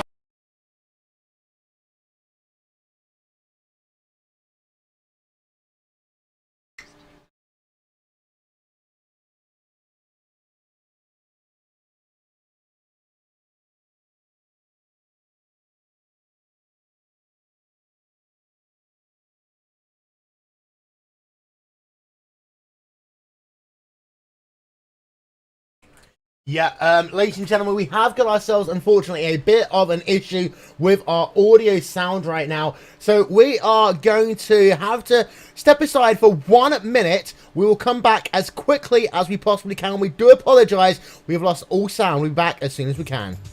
Simulated racing can be awesome, but it can also be kind of a free-for-all. Interestingly, auto racing faced the same problem in its earlier days. Whether it was on the back roads, the beaches, or the city streets, the racing was fun, but there was always a certain level of chaos and danger, until some folks came along and put some order to all of this. Stuff like official racetracks, regulations about weight and equipment, and enforcement of standards. That's what gave us high-speed excitement, fast-paced action, and photo finishes. that's when racing became racing.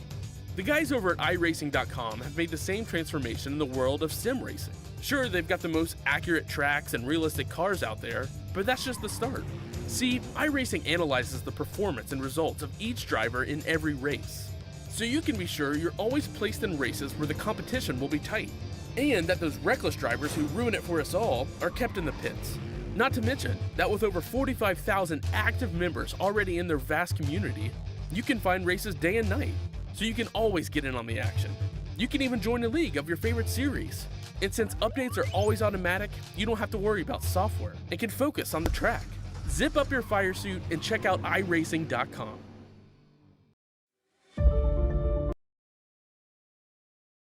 Welcome back, ladies and gentlemen, here to Imola. Stand by for 10 seconds. I do apologise for that brief intermission, but we are back, we're here, we're live at Imola as well. Hutu versus Kroenke. Hutu versus Kroenke. Two of the biggest names in all of sim racing are duking it out right now. Lap number 37 of 62 here on RaceSpotTV. Streaming live on iRacingLive as the gap, well, it's a close-ish one, Rachel, right now. And we're going to get another look at lap times because Kroenke, 120.1. What could Hutu do? 120.4 that time by. Yeah, certainly. We had, I don't know how much we heard before, of course, we lost audio there, I'm really sorry about that, but yeah, of course, fastest lap comes in by Martin Kroenke. He then improves. Gregor Hutu improves with the new fastest lap of the race so far. These two titans of the series are going toe-to-toe, fist-to-fist. Yeah, they are 12, 13 seconds apart on the racetrack, but yeah, it could take any little pressure. If Martin sees the gap decreasing to Hutu, he can put a foot wrong and make a mistake. So this is what Gregor Hutu is counting on. He's counting on applying pressure from a distance. This is like a Tomahawk missile launch. He might not be right next to him, but he's projecting force. We just saw Kazuki Mishima almost make a move over Peter Berriman. Berriman hasn't had the greatest of race days, but he's still scored inside your top 10. Let's talk about Berriman for a moment, Rachel, because he's lost 3 places, yes, in this event, but he's still running in P number 6. If you're an Apex Racing UK driver, and you're running in P number 6, in most cases, you're a happy, happy boy. But, Berriman, do you think that he's wishing just a little bit more to have held off? I think he overused those tyres in that first stint. Yeah, I think he did well. It's definitely not paid off this time by. He's dropped back quite a bit. Yeah, he had clean air, which would have made the tyre slightly better, not fighting really the car pushing on him. But, yeah, he drove harder than we've seen him drive in a long time, and if anything, he deserves credit for that alone, because he held Gregor Hutu behind him for 14 laps. That isn't something everyone could say they have done or can do. So that is a big check mark in the name next to Peter Berriman. Yep, tick that one off. Peter Berriman isn't going to get a charge from Umeshima this time by, so that one remains as is. Yoni Tamana on a recovery drive though, Rachel. He's a driver, of course, took a drive through penalty on lap number 1, had himself a bit of a spin, an off-track excursion, shall we say, down at Tamburello. He's trying to now get past, he's got past Liga Oven. That was really easy. Back up into P number 13, but overall, compared to where he started, down 8, but he had a blistering start to this motor race. Yeah, he certainly has. It's a great race so far for him. Of course, this is the first time these guys have come to this track in competition, and it's really shown to be quite an interesting racetrack. We thought there wouldn't be much passing. Well, we've seen actually quite a bit. It's challenging, it's difficult. It's like a wide open green version of Monaco. It's tight and technical.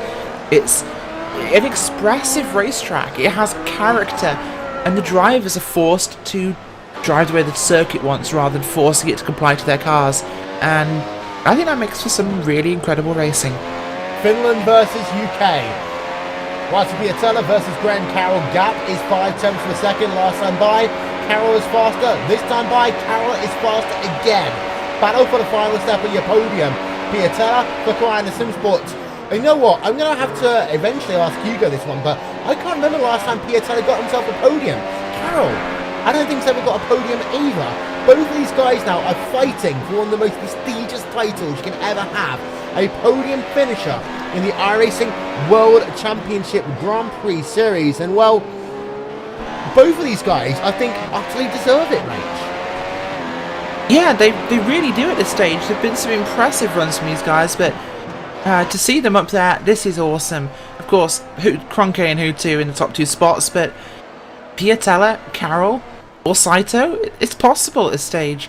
Of course, it's more likely to be between Piatella and Carroll. They are, of course, neck and neck. But for either of these guys to get a podium would be a massive thing. Of course, we saw the great qualifying effort by the driver of... sorry, my brain doesn't like to function sometimes, of course, but that was, of course... Oh, Peter Berryman, incredible from Apex Racing. Oh, running wide there is Marty Piatella, Will. He has lost a lot of momentum there through the final corner. This could be a chance for Carroll. Yeah, it could well be. On board with Carroll, in towards 1. Does he have the advantage? He's going to get the chance to go to the outside. In towards that first corner, he backs out of it. He knows he wasn't quite close enough. And it's a little bit like Monza here. It's a little bit like some other tracks, where if you get momentum too early, it hurts you more than it actually helps you.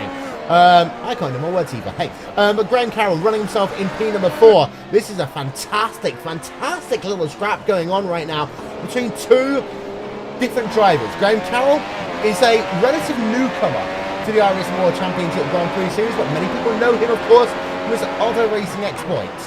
You've got Marty Piatella, who is a stalwart of this series. He has been running pretty much since the series was created back in 2010.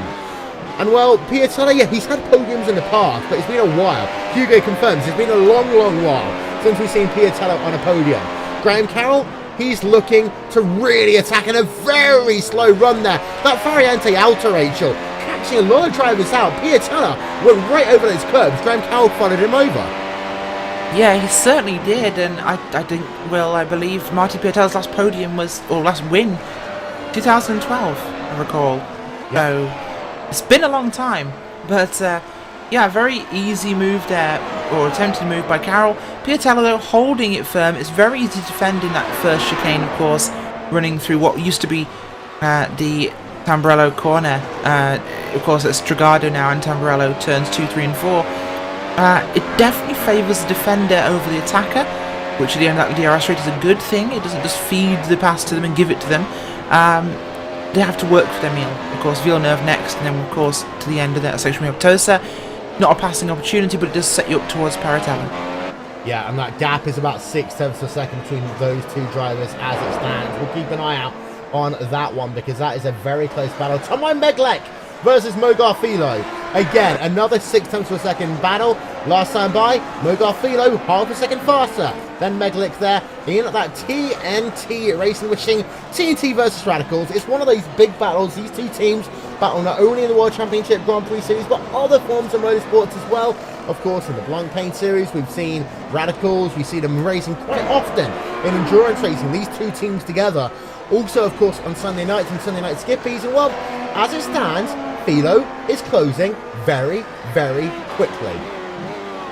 Yeah, he certainly is. Catching Tomasz Meglek there in the TNT number 95 car. Mogar Philo, definitely one of the scrappers of this series. Certainly someone to throw a pass and make it stick. He's a little more creative than some, but of course he's being caught by Joni Tomala. So he can't hang around now. He has to make the pass on Meglek. He has to make it stick and pull away. Otherwise, he will fall victim to one of the stars of this year, Will. Honestly, he's had his win. He's had 2 wins, I believe. He's had an incredible series of races. Some heartbreaking errors and moments and things that weren't his fault, but Joni Tomala has to be the star of the season for me so far. Yeah, indeed, and he's running right now in P13 in that NX Racing Machine. Down 7 places from where he qualified side by side ahead of Meglek versus Philo. No, nothing will happen between those 2 drivers for the time being. But now Tomala is just 2 tenths of a second behind Mogar Philo. Tomala wants the position. He wants the spot, and that NX Racing car getting himself some good momentum. We know that these are some of the fastest guys in a straight line. They always have been, and it always will be. Whatever they do to their setup, we don't know, but it literally is magic for these guys. As it stands right now, Meglek in 11th, Philo in 12th, Tomala in 13th, looking from the rear now of Mogar Philo down into Acca Minerale once again. Yeah, great run down there through Acca Minerale. Up now towards the Variante Alta. That is that tough third chicane. And then down, a sweeping run down towards Rivazza. And we'll see what these guys can do. It's a 3-car train there. Good run through that section. That's the Variante Alta by Tomasz Meglek. in the TNT car at the front. Behind him it's Philo, behind them Tomala. So we've got 3 T's in a row, different names of course, but TNT, Radicals and Inex. 3 teams that really haven't been those top 2, Will. They have been overshadowed by the teams like Coanda and of course Team Redline, but easy move there by Mogar, Philo and Tomala. So Meglic letting him through. Yeah, as I am very interested by that one. I mentioned the word fuel saving before. I want to just listen in.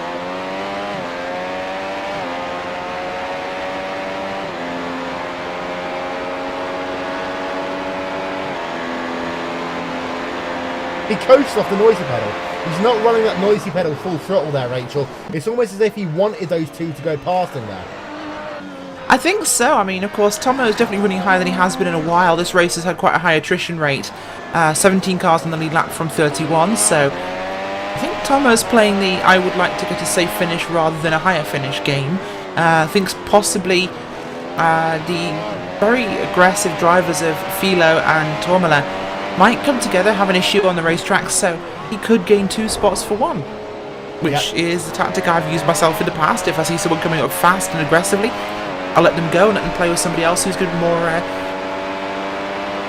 resistant to the idea of being passed, and sometimes that can advantage you in 2 places. So Tomo Meglic playing it, I'd gamble 2 spots for a good finish. He's going to still be in at this stage P13, which is I think one of his best result of the season so far. So sound tactical choice for a driver who knows approaching top 10 will be a hard choice, and he is. Yes, the only Tomala got through. So Tomala back up into P number 11. Easy pass there, past Mogar Philo. And it was worth noting as well, you talked about a higher finish. Well, that is a higher finish right now for the Finnish driver of Joni Tomala in that Inex racing machine right now as he heads himself through Villeneuve down towards Tosa once again. So it's a slightly better day than it would have been a couple of laps ago. Of course, Tomala had himself a drive-through penalty earlier in this event. He was one of a number of drivers to have taken drive-through penalties, including the likes of Davy Decor, Jeremy Boutaloop, also Oscar Mangan, Paul Ilbrink, all had to send a penalty. Well, Paul Ilbrink is out of this event. To run through your retiree so far, Ilbrink sat on pit road, but we don't think he's coming back out.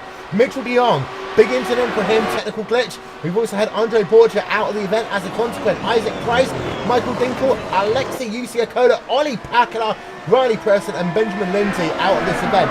And you want to know why we've got ourselves a fantastic podium battle going on between Piatella and Carroll? It's because of the fact that you've got about 4 or 5 guys that could easily score a podium out of this event. De Jong, previous race winner in the series. Borcha, qualified P2. Yakola, Packard, both previous winners in this series. And what that does, Rachel, is it means for some of these guys, they know they get themselves the opportunity, not of a lifetime, but one that they don't often get. And actually, Piatella's best finish this year has been P5 at Silverstone. He's looking to get himself his first podium in who knows. Yeah, it's been a long time, and I think he wants that, of course, but as it stands, of course, when you have a lot of drivers who've not been in that spotlight as much as they'd like, drivers who feel like they have something to prove, it certainly makes things more exciting, more interesting, and when it's one spot and 3 or 4 people fighting over it, that's even bigger. So this is great right now, of course. Marty Piatella and Graham Carroll, realistically the 2 that will fight for this unless they fight hard, at which point Yuta Saito could be drawn into this, and Yuta Saito's chance for a podium, that would be massive for that driver. But it's on the cards, it's possible at this stage.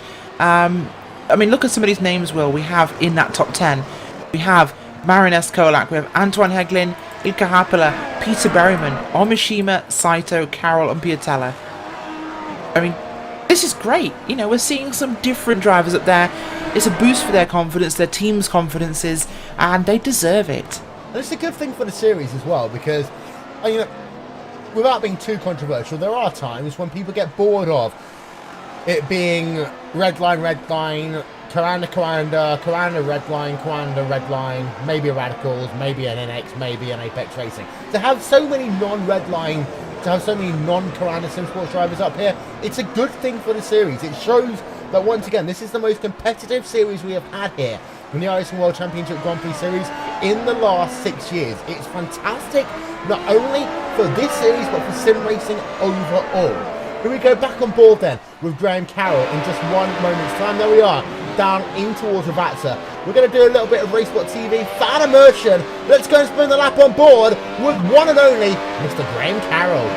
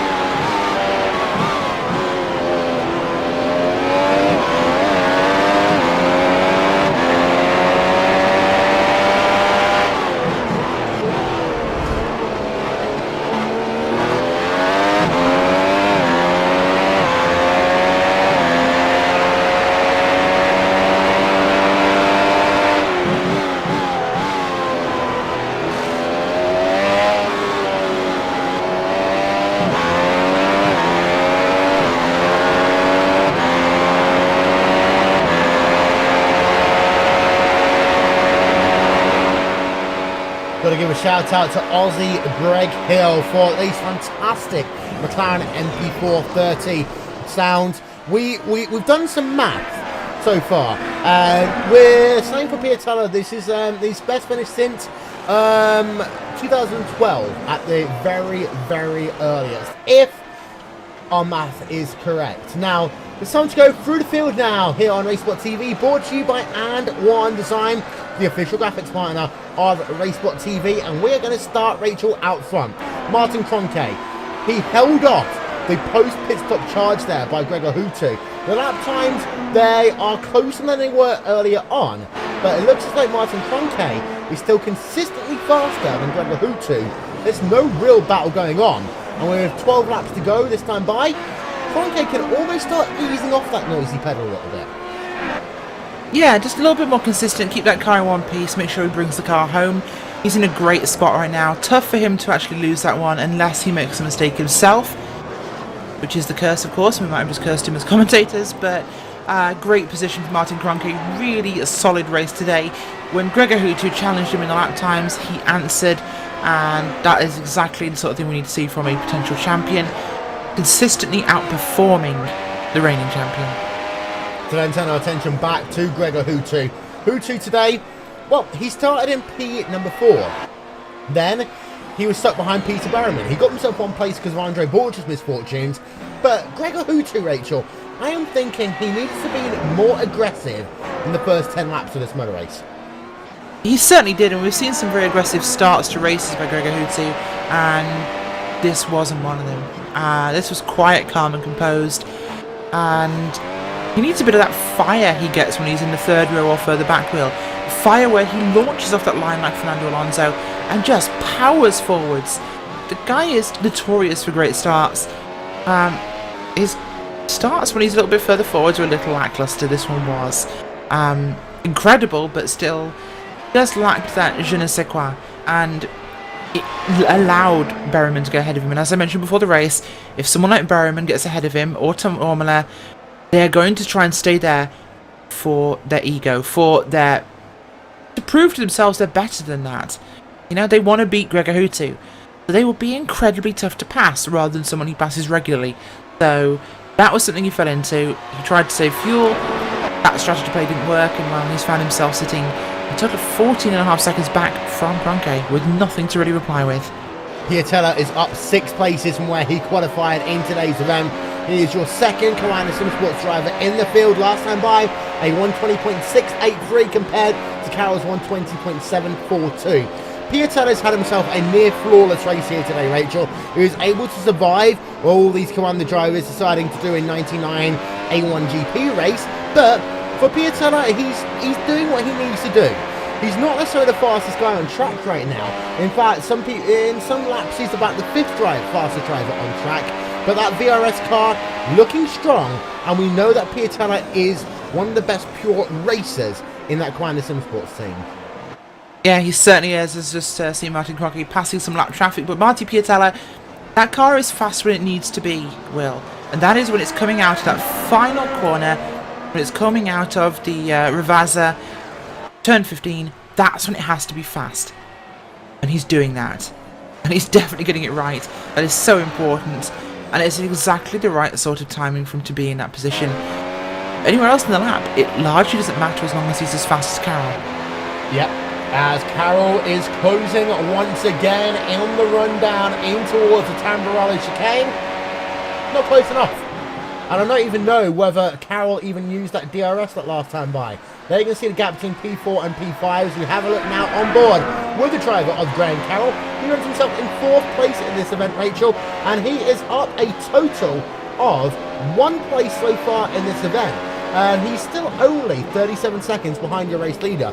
When we consider the fact that there's a huge gap from Conke to Hooter, Hooter to Piatella, good running by Graham Carroll.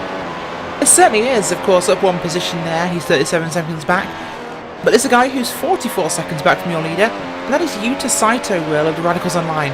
Up 10 places. He qualified 15th and he is running 5th. Top 5 finish for him would be absolutely massive. Incredible result. Kazuki Yamashima, his countryman and also teammate, up from 11th to 6th. So a great run there. Peter Berriman still hanging on in that top 10. He's in P7, so it will still be a great result for him and the Apex guys. But, oh, Carroll, Saito has just been oh. No, that was, of course, I believe that was lap traffic. That was lap traffic. I believe that was the car of Alex Simpson. Yes, it was. So he's out the way now, but it's a great run, of course, from the Radicals guys. They're having a really great race. Yeah, there you can see Umashima getting himself now past that lap traffic of Alex Simpson. Umashima runs himself in P number 6. He too is up 5 places in this event. Rachel, if I say anything, is that there are times when I make some very, very silly decisions. What did I say at the start of this race? Keep an eye on Umashima, keep an eye on Saito. Guess what they are? Absolutely, well, they're running in a great position in that top 10. But Umashima, as I say, last time by 121.025. Faster than Saito by a tad. Faster than Carroll by a bit, but not faster than Piatella, than Hutu, than Martin Conke. Peter Berriman, well, he's not had the best day here today, Rachel. He's now down into P number 7. But still, he'll be very satisfied by that P3 in qualifying. He'll also be satisfied that he's still running inside of your top 10. Yeah, he really will. It's a great race for him, and of course, he's proved a lot this race. He held Gregor Hutu up. Well, not held him up, he raced ahead of Hutu and stayed ahead of Hutu on merit. So that's a massive, massive boost for Peter Berriman. It's one he deserves as well. And drivers in his top 10 who've been quiet today, of course, Ilka Happala up from 12th to 8th, and Antoine Henglin from 16th to 9th.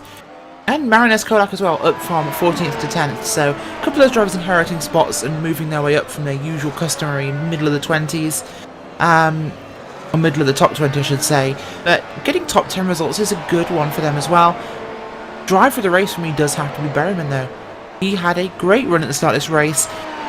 He got a lot of airtime, he got a lot of coverage, and he was holding back the champion. That is an impressive, impressive feat for me. Let's get down your field a little bit and let's talk about Tomo Meglec versus Mogar Philo. Well, Philo got past Rachel, but Meglec's not letting him get away. The gap is still 0.8 of a second. Less than 10 laps to go. These two guys are on the lead lap, but only barely. They may well be lapped by the end of this event, and both race drivers need to bear that in mind. It's not always a case of whether or not you can close up to the guy ahead of you. It's can you lose less time when the leader comes by. Yeah, certainly. You don't want to lose any time in those sort of positions. And, well, that's the whole thing from multi-class racing. Well, of course, we do cover a lot of that here. And it's as much a racing tool as it is just dealing with the fact that you have traffic. Of course, for the leader, you want to get past quickly. The lap traffic, they want to make sure they get past quickly and in an advantageous spot so they can carry on racing with the people around them. Which they are still, of course, in a race. Just because they're a lap down from the leader doesn't mean that race stops for them. It's not as though you get past and pull into the pits and say, right, I'm done. They're still fighting, so you make it easy on the leader, you make it easy on yourself, and you can actually push forward to take advantage in the race. As you can see, Conke heading himself now through this fantastic sequence of corners. In fact, we're just going to put the camera on this one moment, because this is a fantastic view down at the Variante Alto, Rachel. You can just see the amount of curve these guys are using. Yeah, certainly. The curb is absolutely massive there, and I just want to make this clear for people, very anti-alta. That curb is quite a big curb to start with, and then somebody decided it'd be a great idea to put upturned concrete egg boxes on top of them. Those are little pointy crenellations that really mess with your day when you run a tyre across them. It's like trying to drive across those pedestrian area bollards. It's just horrible. And the car's really upset by that. Adding just height to it, of course, which is a big issue. For the person that said these races are too long, just don't forget, we've got the 6 hours of Watkins Glen coming up soon here on RaceSpotTV, tuning live as ever on iRacingLive. Will be a part of a RaceSpotTV doubleheader coming up your way very, very soon. There's Dion Verges. He scored a lap down at this event, but he's still hunting down Danny Garcia-Filo. This is the battle for P number 15 on the racetrack. It certainly is, and what a great run from him today. Of course, Danny Garcia-Filo is 1 lap down along with Diego Oliveira, but they're having a good race at the moment. Filo is being chased by Dion Verges there in the number 90 car in 16th place. They are getting closer and closer, so we could see a pass there for the top 15 finishing position. That's definitely be trading some merits on those two for those guys, so they want to make sure that happens. But keep your heads in it, of course. Any mistake can let people like Davy Decour and Alex Simpson through. Those two drivers have their own issues from earlier, so we'll not dwell on that one. But yeah, keep an eye on Filiol and, of course, on Verges. Well, here's 2 battles still going on. Graham Carroll versus Marty Piatella. Gap is down to half a second right now as we go on board with the driver of Graham Carroll. Also worth noting, you've got yourself an old Japanese shootout between Yuta Saito and Kazuki Omishima. A good run then out of Akra Minerali for Graham Carroll. Go on board of him. We stay on board of him as he comes down into Variante Alta. But it looks as though that Carroll's putting that pressure and Piatella is starting to crack. Maybe, Rachel, he's just overused those tyres and he's now having to play proper defence into Ravazza they come. Carroll could get the pass here. He certainly could make a chance of this one. He has to get a good exit, and he's done that all race long, so Piatella has to push hard here. If anything, Carroll is actually holding back a little bit. He's waiting for it to matter. He's going to make this pass when he has to and score that podium. Here's the big run. Here he comes to the outside. Will he make a move? He will go for that on the outside there. Running close deep into that braking zone. Turns across his nose. Oh, that was ever so close. As he will make that pass complete, Graham Carroll up into a podium finishing spot. Will we get a reply from Martin Piatella? We're going to have to find out very shortly. But Will, aggressive cornering there, giving Piatella no option but to back out almost. Yeah, and you can understand in some ways late in the event you're trying to do something just a little bit more risky. But here's a replay then from our aerial coverage as they come down in towards that first chicane. And roll, Rachel, we really want to have a look at the braking zone here, because this first chicane, you need to have more than one look to really understand. But he goes to the outside, and then you can see just here, he's not fully clear, but he turns into the corner, and he does turn across the driver and Martin Piatella there. Yeah, he does, and it's almost a faith pass. You know, he will close off that door to the guy he's passing and saying, you've got 2 options, either you back out or you run into me. So he either gets the pass completed or he gets spun out, and it's very brave of him and very, I don't want to say presumptuous, but it's quite an aggressive move. It's not a respectful pass where you've simply taken the right line, but it's not disrespectful either. It's just aggressive. It's very demanding. I will take this position, not I want it. Meanwhile, Kazuki Umeshima does find a way past Yuta Saito. 2 radical drivers going side by side in towards turn number 1. And that time, Umeshima was easily past there. And Yuta Saito's dropping back. I think Rachel, tyre degradation is one that will become a factor towards the end of this event. As I think we saw Martin Tronke, just before he came on towards pit road, was very sloppy down into Ravazza. Now, yeah, the second stint, they are generally going to be more easy on their tyres because of the fact they got less fuel on board. But still, I think some of these guys are just pushing this a little bit too hard right now. Yeah, they really are, of course. We saw a pass earlier on by Dion Verges on Danny Garcia-Filiol. Filiol's passed him back, though, so that's a pass made back there. Those guys are pushing hard. Up here, I don't think this is done yet between Carroll and Piatella. They're still fighting. We could still see a reply from Piatella. He's so close to smelling his best results in years, 4 years' time. He wants this. Carroll, of course, off the back of a podium at Montreal. The guy who wants this more will be Marty Piatella. And do not expect he will not try and take this one. Dropping back a little bit there on the corner. Not going to get past this time by unless he gets a really good run, but there's still 3 laps left. He has plenty of time to make this happen though. 4 laps to go in this motor race. Gap comes down to a tenth of a second. It comes down to less. To the outside goes Piatella, but not quite close enough. And this is what I talked about earlier. Momentum on the racetrack, Rachel. Occasionally, you don't want to make the move down into the first chicane. You want to do it into Villeneuve or into Tosa instead. But Martin Piatella gets very, very close, but then pushes into the gravel on the exit of Villeneuve. Yeah, Piatella's better through Villeneuve. Just a little bit aggressive there, but he is better over the course of most of this infield part of the lap. Carroll definitely good in the latter part, pulling a bit of a gap. The slower corners seem to suit Piatella, the faster corners suiting Carroll will, so it's going to be a battle of wits, and will we see a pass somewhere else? Realistically, we've only seen passes coming out of that final corner, running towards turn 1. Is it impossible to pass anywhere else? I don't know. I think we might see something unconventional coming from Piatella before the end of this race. Maybe down at Ravazza because he gets himself a very good... no, he loses 2 tenths there. Down at the Variante Alto, we'll go back on board then. There'll be 3 laps to go in this motor race as well. Piatella, let's have a listen on board of him for just one moment. Get the speed chart up and let's analyse this one because he's 0.485 seconds on the exit of the corner. He closes tremendously. 4 tenths, 3 tenths, 2 tenths, 1 tenth.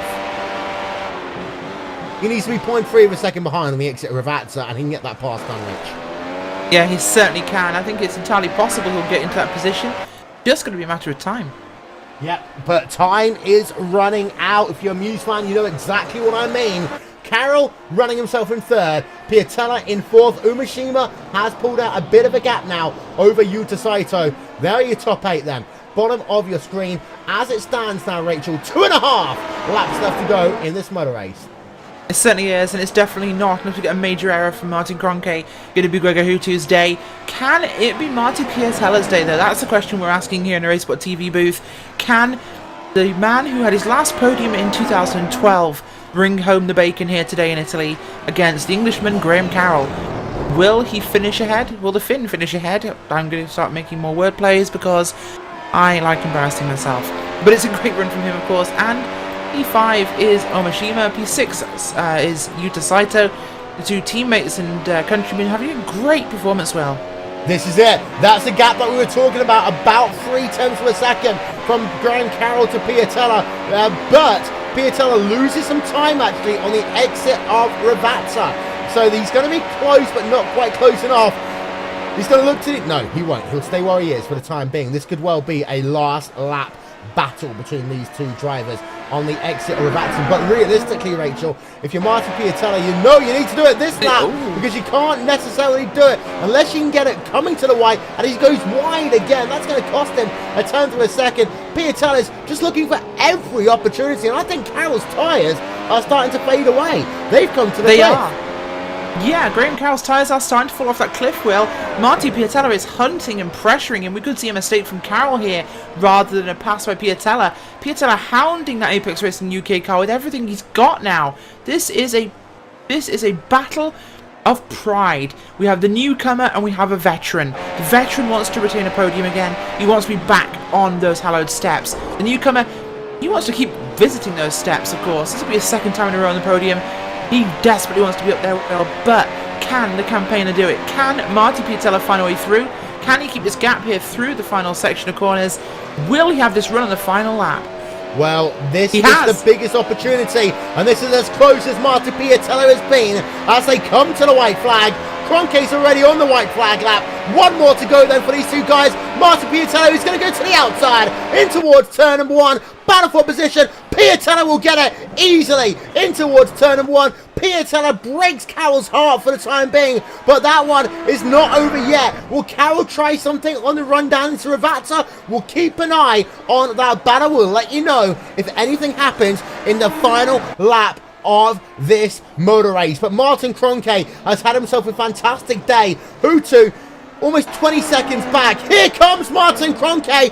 Martin Kroenke will win round number 9 of the championship. He's no longer a championship contender. He is now a championship favourite. Hutu running on the exit of the Ravazza. Couple of corners now. He will come past start finish line and he will claim second place. But the big thing we want to see is this final battle for the final step on the podium. He's through. You've got He's yourself through, Will. Piatella versus Carroll. Piatella got himself that pass, of course, down at turn number 1 this time by. And now, can Graham Carroll do anything in the last couple of corners of this motor race? It will be a drag race to the start finish line potentially between these two drivers. He's Who got it. will He get wobbled. it? He's wobbled.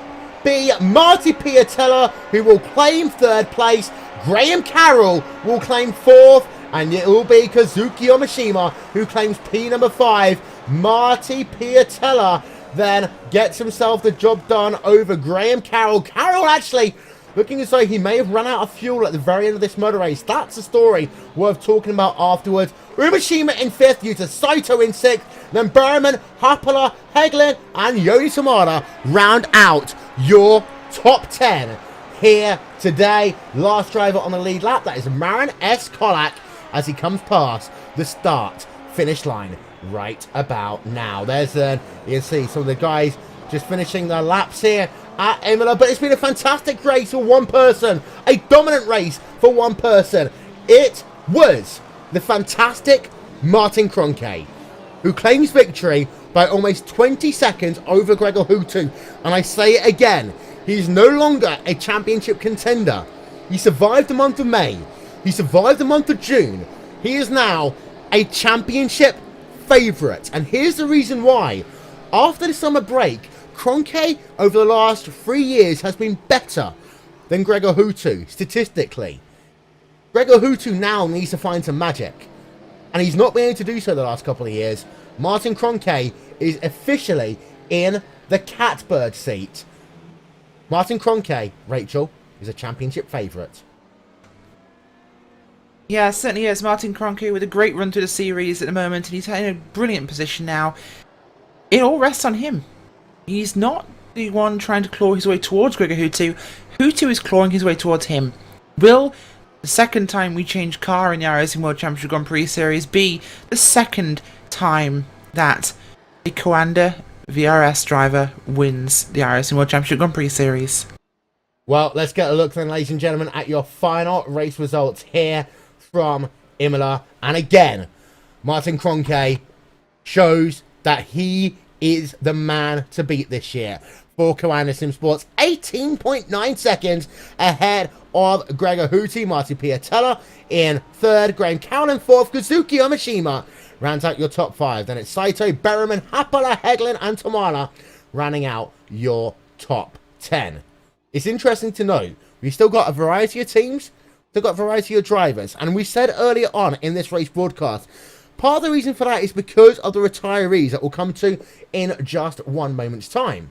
Behind, Manes Kolak then beats out Mogar Philo. Philo is the first driver one lap down. Only 11 drivers finishing on the lead lap here today. Meglick in 13th, Danny Garcia, Philo in 14th, then Vergis, Oliveira, DeCorbs, Simpson, Mangan, and Friskops. They are your top 20. But this is the page that shows some of the reasons why there's some drivers who we normally see in the top 5 getting top 5s, and that's because Yakola's out, Pakala is out, Borcher is out, De Jong is out. Some big fails by some of these drivers here today. Let's not take anything away, though, from Piatella and from Graham Carroll, because they've both done superb races. They survived lap number 1, they got themselves through the field, and they avoided the drama. That is important to note. When you get yourself a podium finish or a top 5 in this series, it's because you did it on the racetrack. And then you can see the final part of our results. Well, Benjamin Lindsay, unfortunately, classified down in P number 31 here today. Let's step aside for one moment, ladies and gentlemen. We'll come back with some post-race coverage and analysis after these messages. You're watching RaceSpotTV on iRacingLive.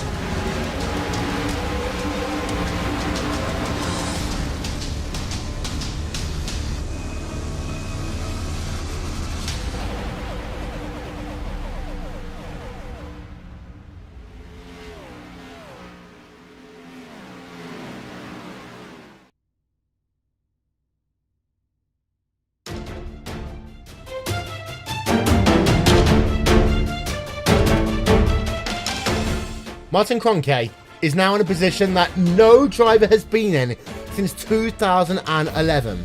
He enters the summer break as a championship leader, and he now has a chance to go and charge for his first ever iRacing World Championship. He won today in dominant fashion over Gregor Hutu, and yeah, there's some storylines. Maybe Berman may have held Hutu up early in the race, but when it came down to it, after pit stops, every time Hutu tried to push, Kroenke had an answer. He was dominant in qualifying. He was the fastest guy on the racetrack time and time again. He wins out here today, and he's with us now live on RaceSpotTV and on iRacingLive. Martin Kroenke, what a run you have had again here today. Can we now finally say that you're the championship favourite for 2016? I wouldn't go so far, to be honest. Still a couple of races to go. That's race 9 now, so there's still a good bit to go. And the way the point system works right now, I wouldn't say that I'm a favourite as of now. Still very open. But you just won the race by 18.9 seconds over Gregor Hutu. I mean, talk us through that event itself, because qualifying for yourself here today, you qualified a quarter of a second ahead of anyone else. That's something we don't normally see in this series anymore. You dominated the first stint, and then every time Hutu tried to do a fast lap, you responded. How much were you actually pushing here today? I was pretty much pushing all the time, really. I think a large part of the gap actually is down to Gregor being held up a little bit in the first stint. I don't think that the gap really increased all that much once he got past. So I would assume that Peter Berryman probably held Gregor up a little bit, or maybe a large bit, actually. And yeah, after that, I think that the gap was pretty much constant. I think I had 17 point something before pit stops, now 18.9 at the race end, so in the second stint it was pretty much even. Now, one of the things we were just talking about before we brought you into the booth was the fact that over the last couple of years, you have scored more points than any other driver after the summer break. Now, we go to a myriad of tracks once again. When we come back from the summer break, we start at Twin Ring Motegi. Momentum, I always talk about being a big factor in this series. How confident are you going into that summer break, and when you come back, Koana can continue the dominant charge they've had as of like, yeah, you didn't win Watkins Glen. We know that's Hutuville. But apart from that, you guys have been very strong in the last couple of races, and it seems to be that the issues that you had at the start of the season, you kind of recovered from. Yeah, we definitely recovered from those. I think we have found what it takes to make the car go fast over more than just 10 laps. In terms of confidence for the next couple of races, and pretty much the rest of the season, I think the strong tracks for us are yet to come. I think if you look at the tracks like Koda, Suzuka, probably also Twin Ring Motegi and Okayama, those are usually strong tracks for us. So now that we got most of the tracks where we usually struggle, especially Silverstone, already out of the way, I think we have a pretty decent chance of finishing well in the rest couple of races. Well, Martin, before we let you go, would you like to give a message to your fans, to your sponsors? Yeah, obviously, a huge thanks again to the team. Couldn't have done that without them. The setup preparation was excellent this time around, and pretty much as good as the last couple of races.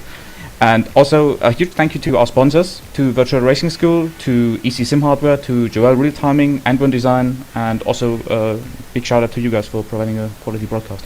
Thank you very much. And proof once again, ladies and gentlemen, a RaceSpotTV sticker makes your car faster. It's guaranteed. And Rachel, interesting to hear that from Martin, because he said that he doesn't see himself as a championship favourite, but they're going to some of the tracks that they feel they are stronger at historically. I think that means that they're a championship favourite. I think that's an attitude he has to have, of course. If he starts thinking of himself as a championship favourite now, then he opens himself up to mistakes and errors and disappointment. If he keeps seeing himself and the team keeps seeing themselves in the way they have been for every race up until now, then they're going to carry on performing as they are now. Do not change your expectations. Do not change your results. They will look after themselves.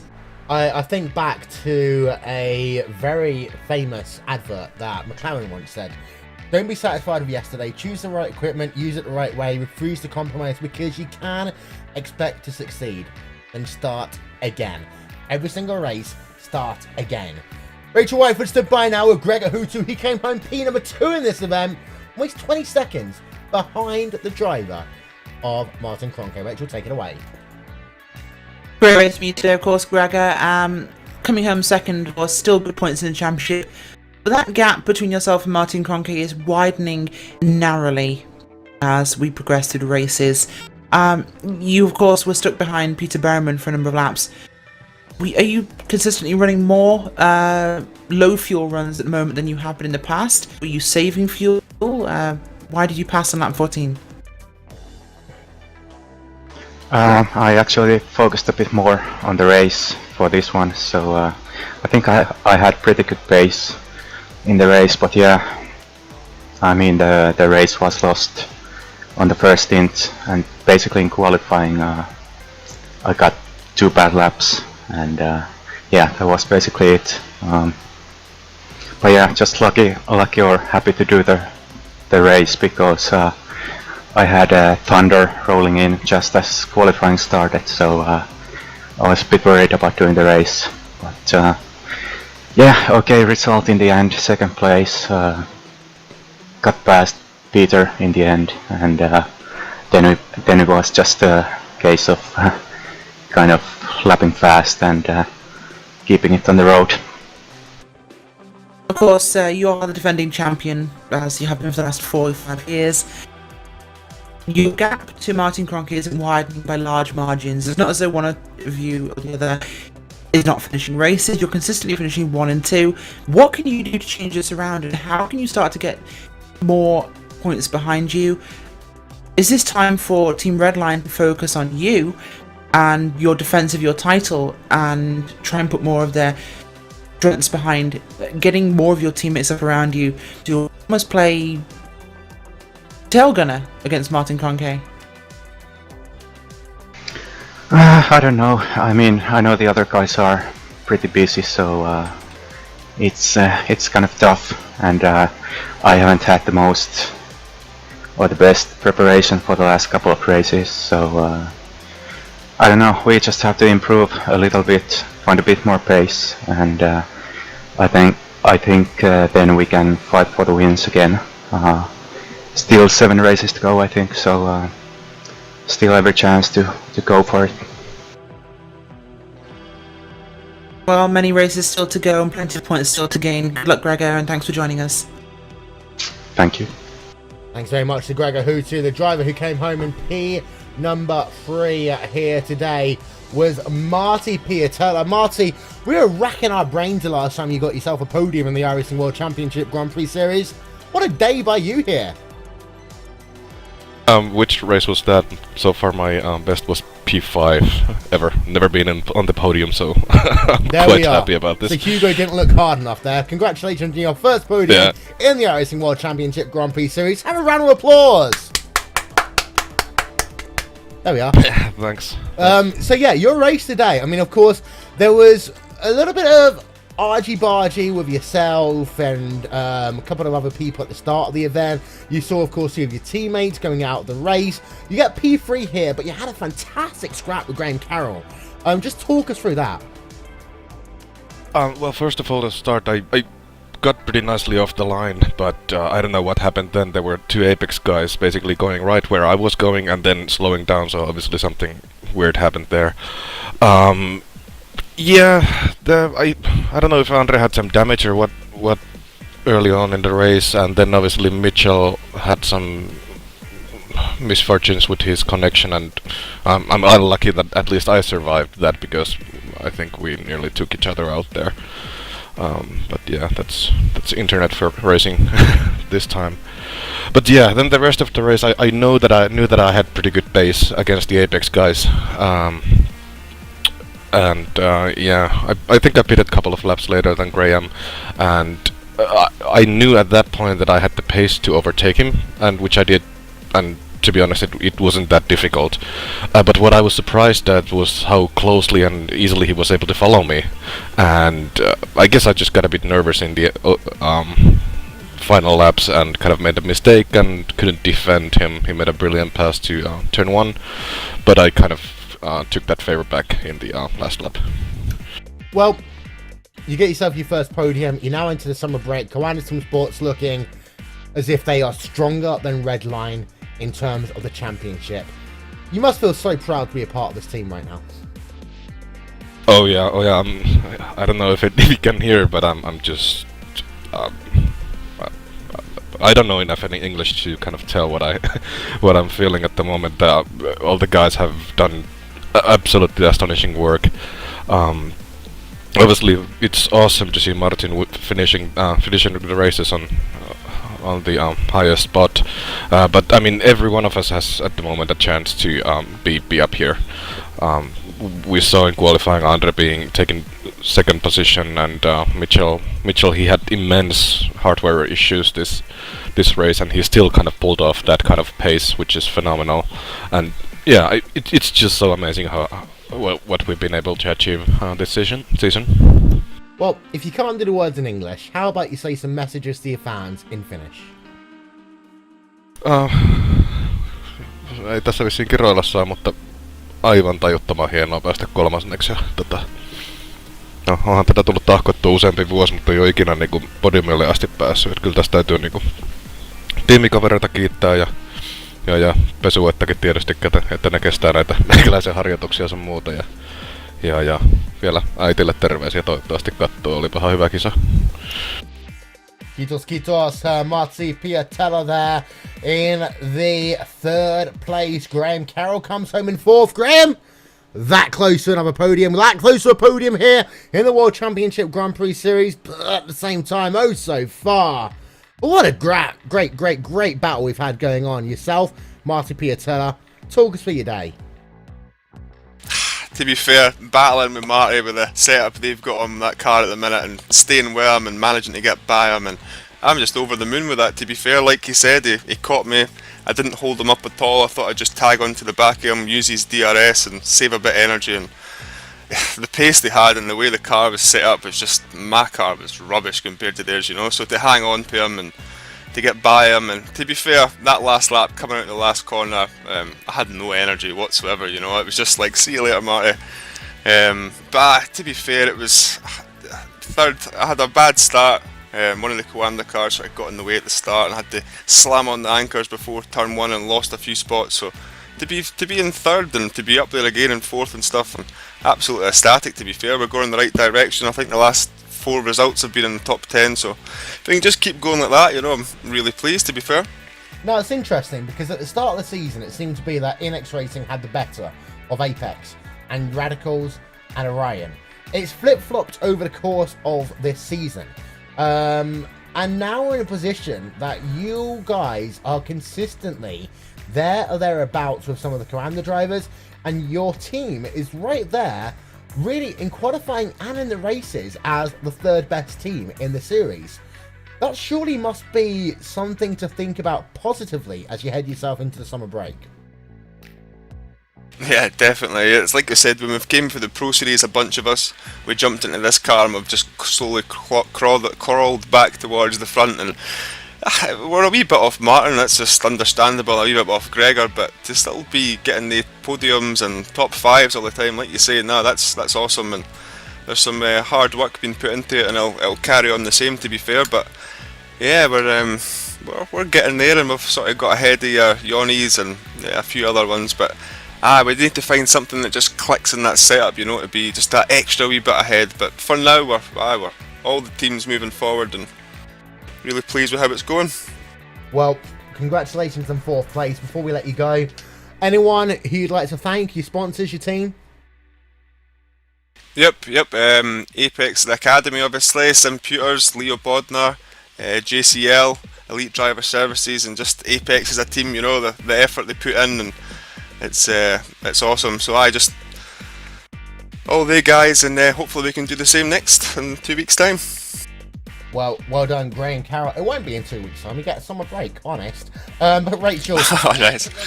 Next 2 races in this series are going to be on the famous Japanese racetracks. They're going to be at Twinrin Motegi and Taiadia, also known as Okayama. Now, this is a track, and we haven't seen Jake Sturgios here. Happy birthday, Jake Sturgios. That Jake almost made iRacing history a year ago. Is it going to be an NX racing track? Or are we going to see a surprise? Or are we going to see Martin Kroenke continue with his dominant charge of this season? I think the way things are going at the moment, we're going to see Martin Kroenke continue this streak with Gregor Huttu hot on his trail. I don't think NX quite continued the trend they had going, so maybe not, but we know with Okayama it's tight, it's a short lap, anything can happen there, mistakes can be made. If anything, that's what Gregor Huttu needs right now, is a good, honest mistake from Martin Kroenke. Will history be made? I'm not sure.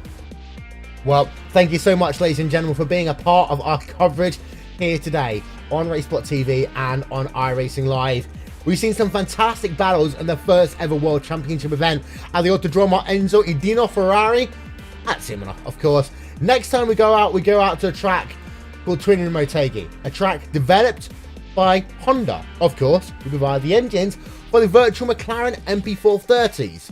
It's a track that once saw history in 2008 in IndyCar, when a female driver became the first ever to win a top-level open-wheel series event. It's one where we almost saw Jake Sturgis make World Championship history. Again, happy birthday to Jake Sturgis. Congratulations to Martin Kroenke. And well, as we enter the summer break, there are plenty of questions that we need to ask. Plenty more that we need to answer. But what we know is that Kroenke is now, as it stands, your presumptive world champion if he can just continue doing what he has done over the last couple of races. Before we go, we want to give you the points tally as it stands. And we know that Martin Kroenke is leading the championship. He's leading it now by over Gregor Huttu, who is in second. Ollie Packer, of course, had a miserable day here today. But Martin Kroenke has 327 points. Gregor Huttu has 309. Ollie Packer 248. Yuta Saito is now up into 4th with 225 points. Yoni Tamara drops to P number 5. Ladies and gentlemen, this is now officially a 2-horse race. Congratulations to then Martin Kroenke once again. And also thank you to all the fans watching around the world. 4 races tomorrow on RaceSpotTV. We've got the Finnish Sim Racing Championship. We've got Formula Renault Sundays. We've then also got ourselves 2K action and the iAdvance Indy Elite Series. 4 races, 1 home. Your home of open wheel racing. That is RaceSpotTV. From Rachel Whiteford and Hugo Louise, I've been Will Vincent. Thank you so much for watching. This has been a RaceSpotTV presentation of the iRacing World Championship Grand Prix Series on RaceSpotTV and on iRacingLive. And we will talk to you all next time. Bye-bye.